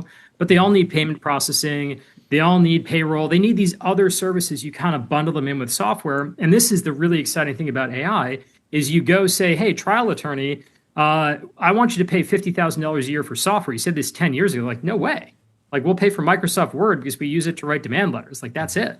And now you can say, hey, we'll handle all these cases for you that you could not handle profitably. And that's AI plus software. Now they are software buyers. So that's category two.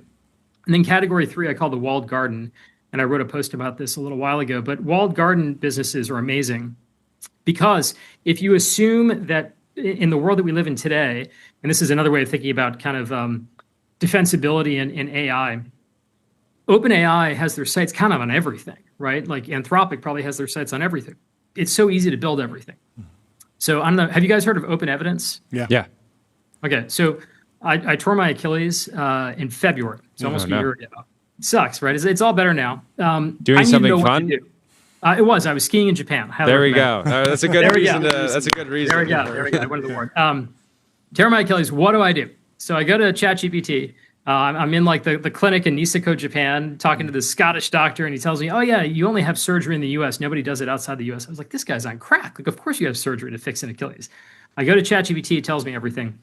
Then I find this thing, Open Evidence, and it's like ChatGPT, but it has every single medical document in the world.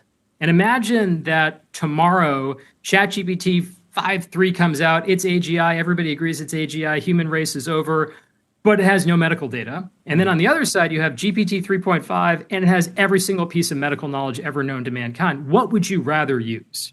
And the answer, at least for me, and I did use this, is Open Evidence. And there's so many businesses that look like this where they find some proprietary piece of data. They're the only ones that have, because before you would have to sell data. That was like your only hope as a business. And like another example that I mentioned in this post, there's a company called Vlex. And Vlex is this like 25-year-old European data business that bought up, legal records in Spain to start, and they would sell it to firms like Wilson Sonsini that needed it for case law. Now they sell an outcome because they're the only ones that have all the records. So you can build a really interesting business if you're the only source of some unique form of data. And I love businesses like that because that's the other, sorry for being so long-winded here on the answer to your question, but the businesses that can be very, very large in AI that can grow very, very quickly, you still need to make sure that they're fundamentally defensible. And that's the really hard thing to disambiguate today, which is you can have things grow so quickly, but they can also go to zero so quickly because anybody can build software in like a weekend, which is both great and terrifying at the same time. Yeah, indeed. Well, thank you so much for hopping on the show and breaking it down. Incredible overview. Yeah. Really, Thanks, guys. Really great to meet you. Thanks for We'll coming talk on. to you soon, Alex. Congrats. All right. Have a great rest of your day. Let me tell you about Console.com. Console builds AI agents that automate 70% of IT, HR, and finance support, giving employees instant resolution for access requests and password resets. And up next, we have David George. We are running late. David, good to see you again. Hey guys, how are you doing? Good to see you. Congratulations Great to see you. all the progress. How does this change the growth practice? Is this just more of the same strategy, or can you do new things with this new fund? It's more the same, honestly. First of all, I'm still like thrown off because I've worked with Rampell for 7 years and we're close friends. And I just realized that his favorite book is Count of Monte Cristo, and that's my favorite book. No way. Yeah, it's a good one. Yeah, it's a great one. No, more of the same for the growth fund. I mean, look, the last 7 years since we started it, it's been a pretty simple mandate. It's like best companies in the world, best founders in the world with huge ambitions. Typically, the bet that we're making is that it can be bigger than other people believe it can be. Packy wrote a whole long 16,000 word essay about this today. But if I were to summarize our views and what defines quintessential growth investment for us, it's a belief that it can be bigger than people would realize. And we got a ton of success stories on that. So more of the same in terms of our strategy. And it just so happens that we're on the back of like the best trend of my lifetime. Do you think there's something changing in the psychology of startup founders where the new crop of mega corns, the SpaceXs, it sort of gives the next generation permission to stay private longer? Maybe, previously it was maybe $100 billion IPO would be crazy big. Now we're maybe having a few $1 trillion IPOs happening soon. All of a sudden, logically, even if you're not in that category, you're like, I'll stay private until 100 billion. Is the psychology changing for founders?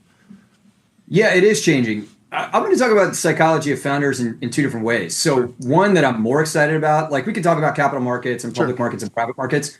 The thing I'm more excited about is the psychology of the founders that has changed post-COVID. Like this generation of founders is just way more hardcore.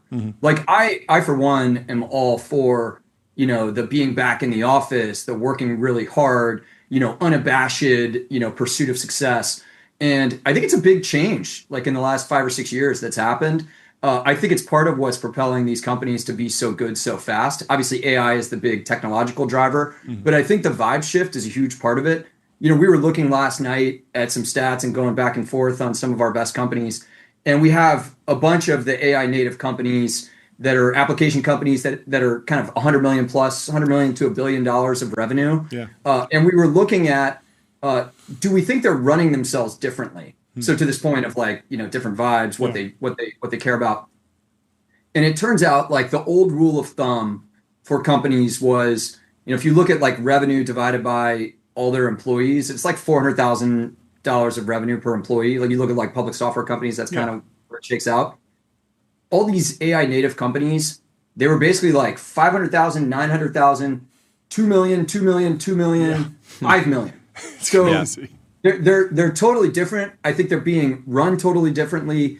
We're really excited about that. And the biggest thing is just like there's a tsunami of demand coming their way, which I think enables them to run, much, much faster. So I'm super excited about that. As it relates to the capital markets thing, the staying private longer, it's totally rational. Look, there's a bunch of it that is our own, sort of government doing as it relates to being a public company and how difficult and expensive that has become. We have a robust private market. It's been a benefit to us. It's allowed us to invest in a bunch of companies that otherwise would have gone public, sooner, when we can still invest in them and they're growing really fast.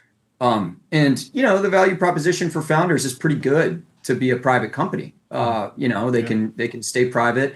It's probably a little bit of a higher cost of capital for them. But the trade-off for them is, they can sort of avoid the daily kind of volatility of the stock price and what that means for paying. And more M&A options as well. There's a lot. What is your day like? What are your weeks like? Because I imagine like the balancing and like prioritizing when most of it's adding zeros you want to be to spreadsheets. Yeah. Okay, we got to add. The model's breaking. The model's breaking. No, but I imagine it's hard to prioritize when you can write everything from like a $100 million check up to at times like multi-billion-dollar rounds are coming together. Yeah. Multi-billion-dollar rounds are coming together. How do you prioritize your day and your week? Yeah, I mean, the reason we raised this fund that's a little bit larger, one, it's a reflection of the opportunity set, and two, we want to be able to say, hey, we can write $1 billion check into a company directly out of the fund, and we have resources to be able to do more than that beyond it. But that was a big part. If we're high conviction in a company, we want to be able to do that. Mm-hmm. There's not very many of those, and so we have to use our time wisely. Mm-hmm. Fortunately, given our brand and given our coverage, we're able to see most things. We're able to meet a lot of entrepreneurs. Mm-hmm. And so, we see, probably as a firm, hundreds of deals or investment opportunities or companies a week. Yeah. And then, we have the luxury of getting to kind of matchmake with the ones that want to work with us that we think are really special. After this, I just, was texting with a founder and he was like, he kind of cracked open the door that he might do a fundraise. Okay. And I'm like, great. All right. I'll meet you in our office. In a couple of minutes. Let's meet in our office at 4:00. We got to do it. So the way I try to spend my time is the thing that gives me the most energy is to meet those founders and make investments. Yeah. Well, we'll let you get back to chasing deals. Good luck with that particular founder. Hopefully that founder will be on the show ringing the gong in just a few weeks. Yeah, I'm excited to see what you do with this new fund. It some big feels moves. like preparation, timing, opportunity. Yeah. This is going to be an amazing chapter. Well, have a great rest of your day, David. Good to catch up with you. We'll see you. Cheers. And up next, we have Ben Horowitz, the founder of Andreessen Horowitz, the Horowitz in Andreessen Horowitz. Ben, how are you doing? Welcome to the show. Good. How are you guys? We're fantastic. Massive news today. Congratulations. Obviously, we'll get into the fund structure. I'm sure we'll have a bunch of questions there. I wanted to kick it off with a reflection on your book, The Hard Thing About Hard Things. What is the one piece of advice that you think has aged particularly well from that? What has never changed? And then maybe you could take me through some things that might have changed in this era, bigger companies, AI. What do you go back to, and what do you maybe think needs an update? Yeah, well, I think it's still really hard to be an entrepreneur. And one of my favorite quotes in the book is something Mark said to me, when things were extremely bad. He said, one day we'll look back on this, chuckle nervously, and change the subject. I think some of us have seen those LinkedIn how it felt. Yeah. The other thing he would always say is things get darkest before they go completely black. Yeah, I mean, it's underrated how long you two have been in partnership beyond just this firm. You've worked together for so long. 30 years. Yeah. 30 years. What a run! An overnight success, a true overnight success, if there ever was one. How do you two like to work together now? How's the day-to-day working at the firm? Yeah, I mean, I think that.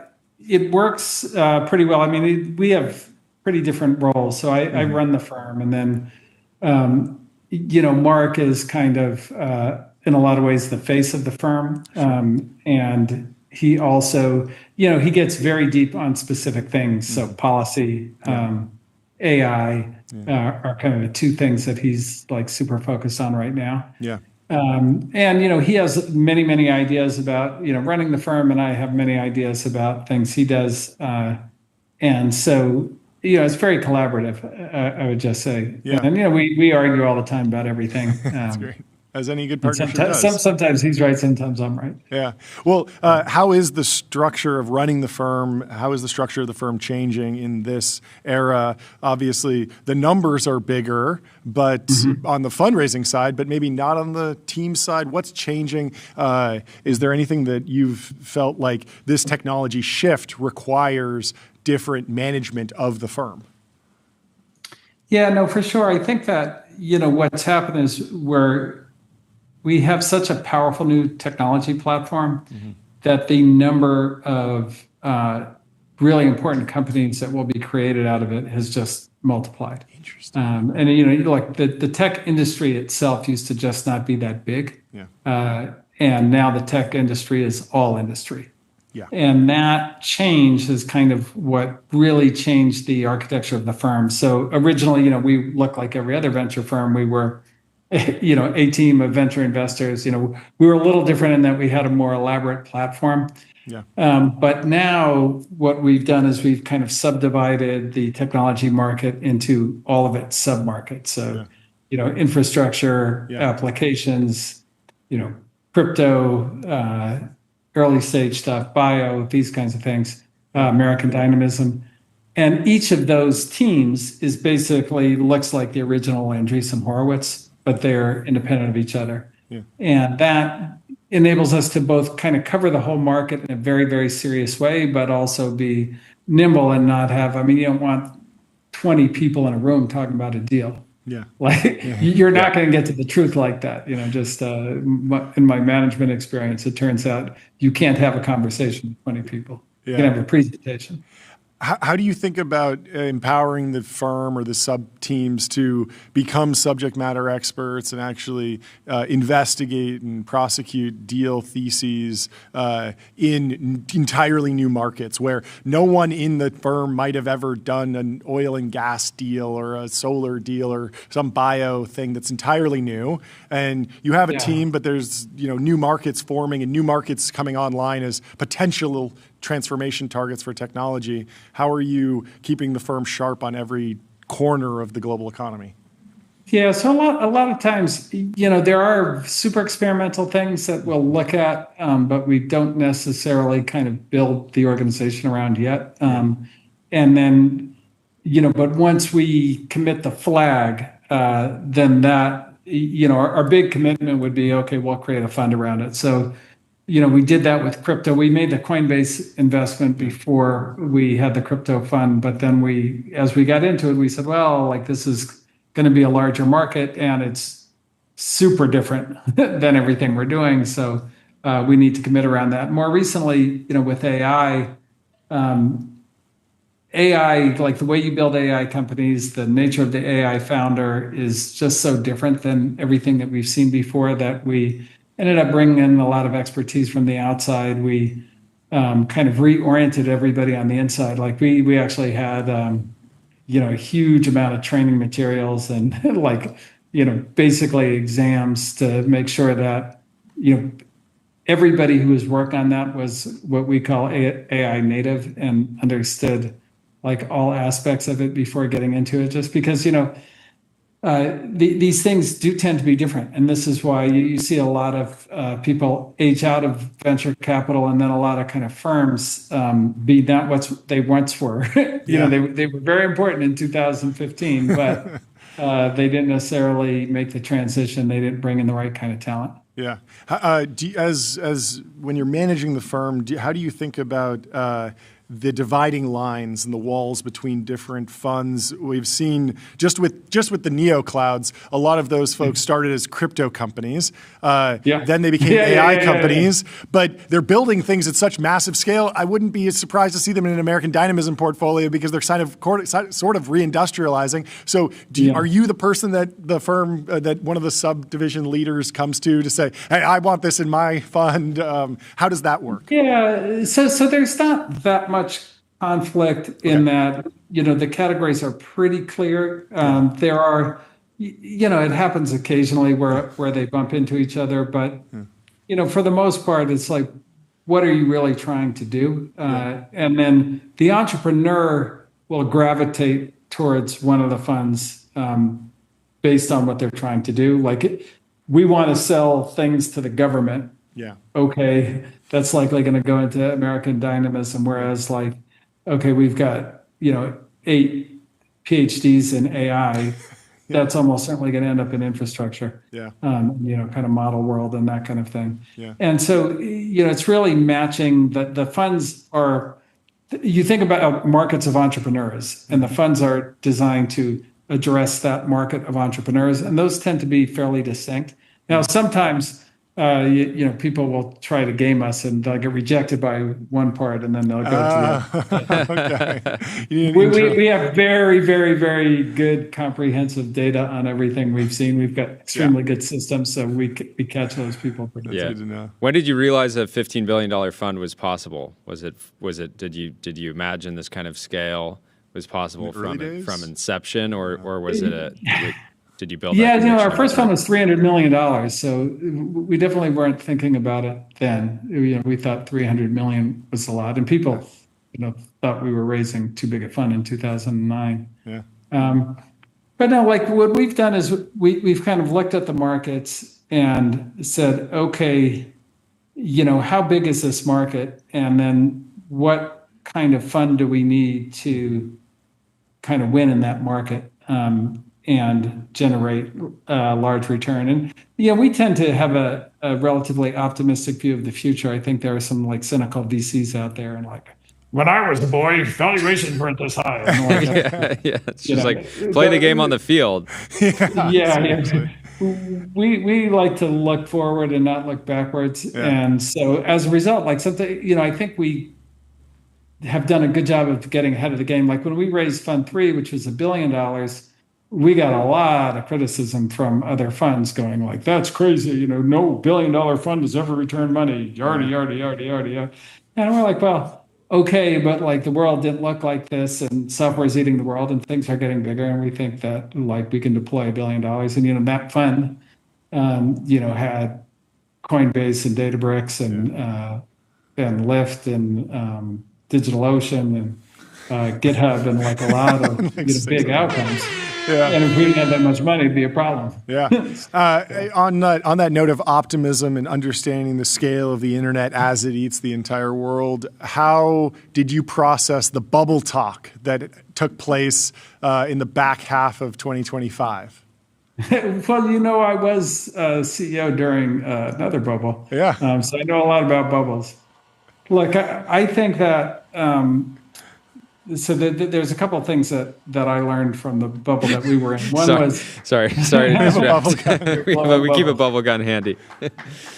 Yeah, look, one of the things, if you look back at that bubble, there were a lot of things that were present then that are definitely not present now. So, like, probably the biggest being the internet. Everybody knew the internet was going to be giant. Mm-hmm.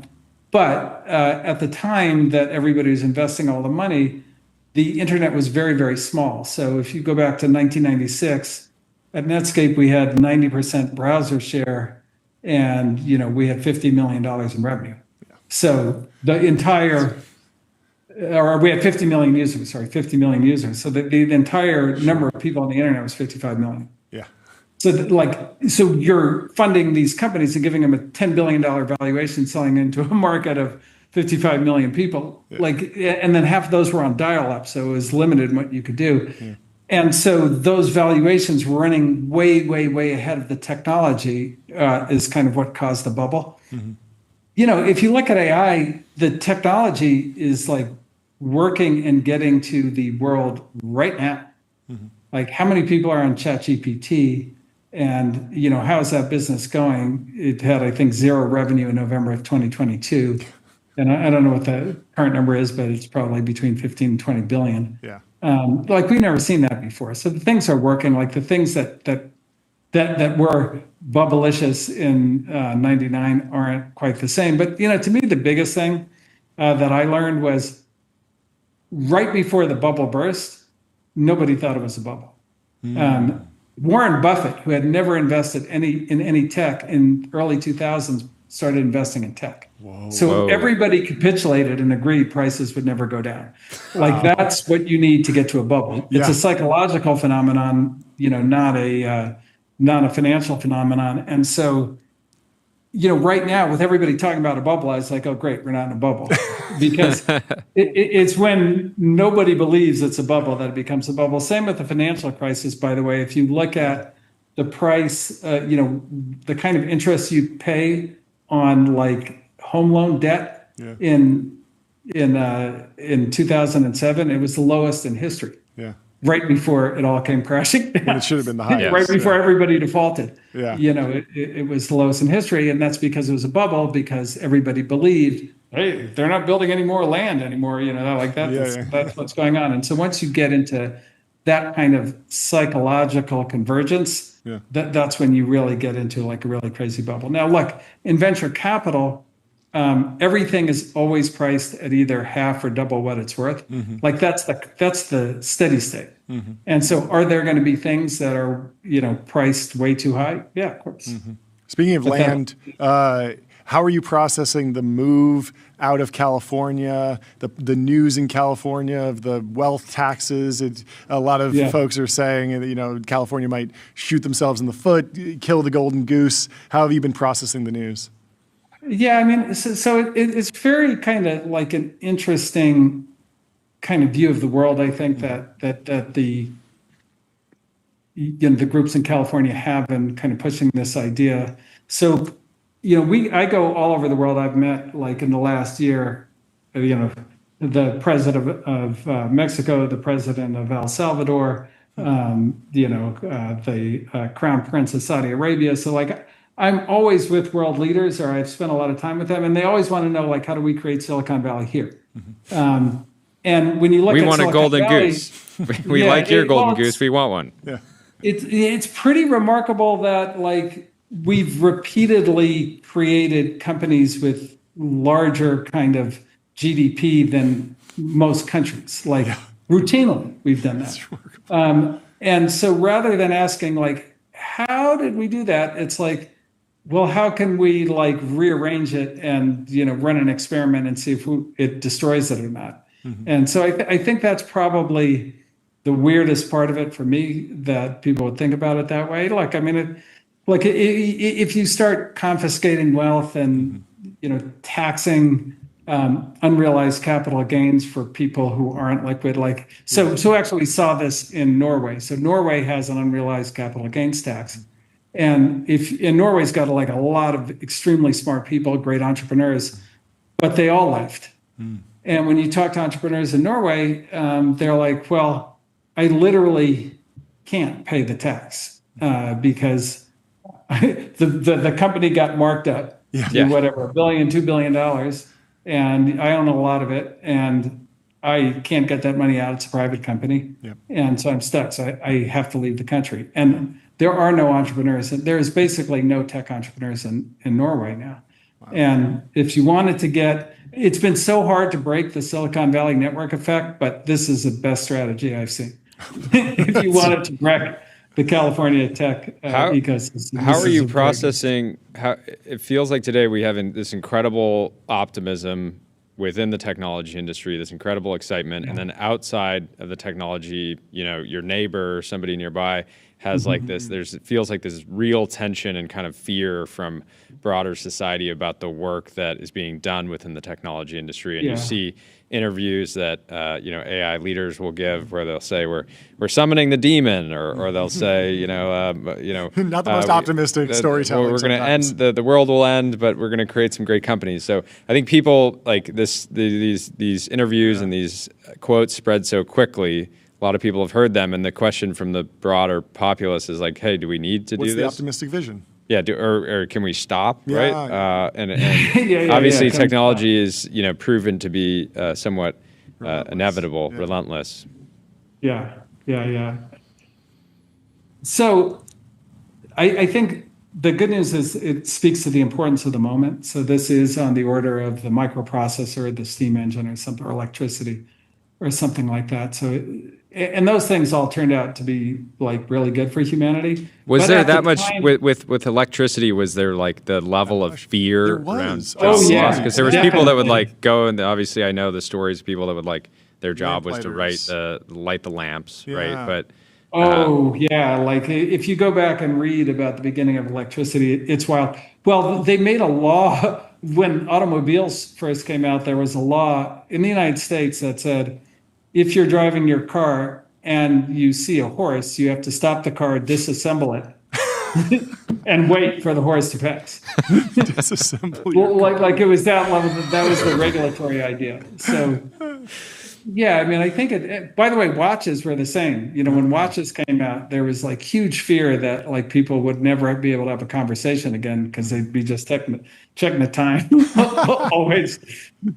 And so, these technologies, like, generate a lot of fear. But I think that the good news on it is, this one is really important. I think that the impact into the well-being of humanity is going to be bigger than certainly anything in my lifetime. And, one of our bigger problems, I think, is there are people in the industry going for regulatory capture who kind of feed into the fear. To the fear. And then, there are also people who have just, it's moving so fast that it's actually freaked them out who are working on it. And that's... How do you advise? How do you advise portfolio founders or even people at the firm around processing noise? I think historically, there wasn't this constant chatter, right? We have X now, which is a constant, stream of consciousness from millions of people that are sharing their opinion. And it's, I know a lot of entrepreneurs that, one day everybody's saying that they're the greatest thing ever, and then the next day, people start to criticize. And how do you kind of what guidance do you give there? Yeah, well, I think that the world of media changed, and I think it's tricky for people and companies to process, because if you grew up in marketing or in old media, your whole concept of the laws of physics is different. So in old world, you were always thinking defensively, because there were very few channels to get your message out. The format was very tight. You could get a quote in here, or you could get a few sentences before the host cut you off or whatever. You guys watch CNN from time to time. Yeah. And so in that world, the way you would think about media is just let's make sure we don't say the wrong thing. Let's spend hours and hours crafting the message and so forth. In the new world, it's wide open. There's media everywhere. The formats are whatever you want it to be. And so the right kind of way to think about it is you have to be interesting, and don't worry about making a mistake, because you can just come back tomorrow and flood the zone, just keep going. And that, I think I found it very, very difficult to reorient somebody who has spent a career in old media world, kind of thinking in a new media way.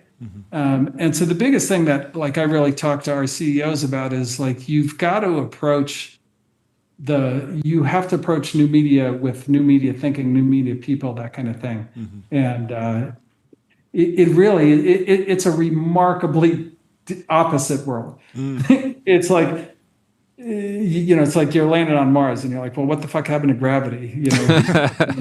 Different. And you can't even say, well, no, gravity's different here, because it's no, gravity just is. I can't deal with the fact that that's just the truth. Yeah.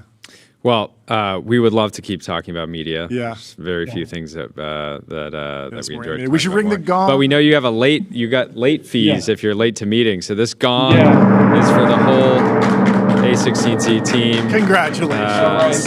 And we won't keep you any longer, but come back on again soon, and congratulations. Thank you so much for taking the time. Great to see you guys. We'll talk to you soon. Goodbye.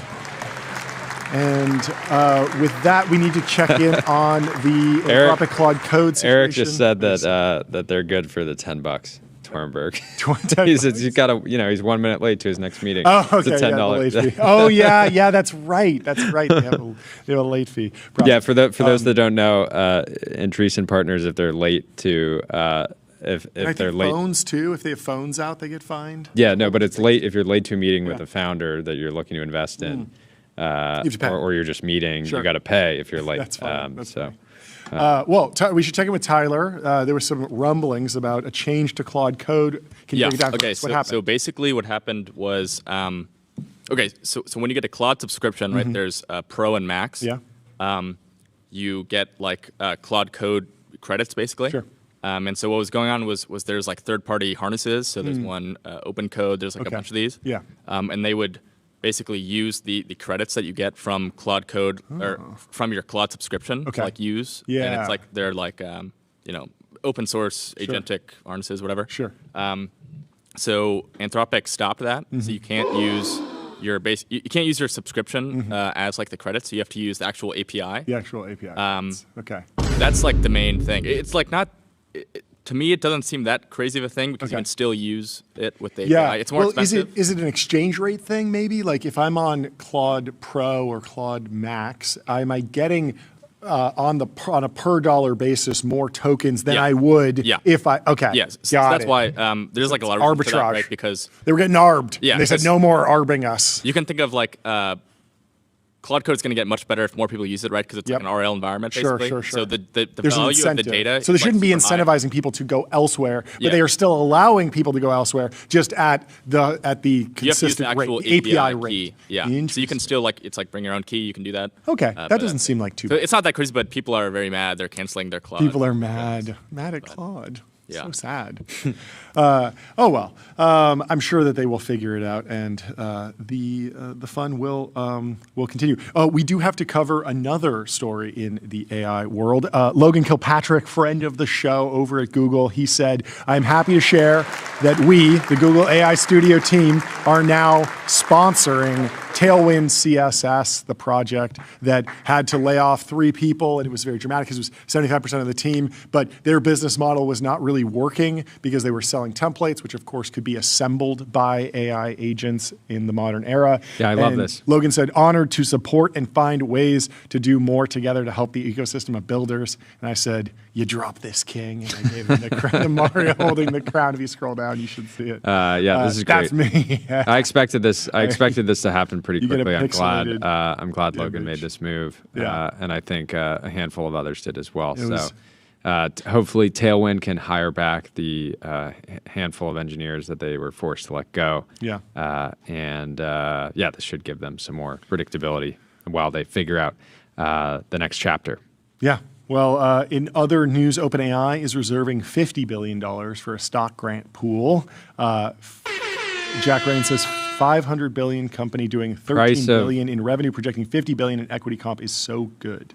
So price of AI SF real estate is going up. Price of the AI researcher going up, but they have the money to distribute. That is a big equity pool. But it's an opportunity to join pre-IPO, get some shares, and hopefully do well for yourself. Well, thank you so much for watching the show and tuning in today. We will be back first 11 week a.m. in the books Pacific on Monday. Only Leave us 3 5 stars more on Apple sleeps Podcasts, until we're back. Spotify, and subscribe to our newsletter at tbpn.com. And with that, we'll say goodbye and have a great weekend. Have an amazing weekend. Thank you for watching. We love you. See you Cheers. Monday.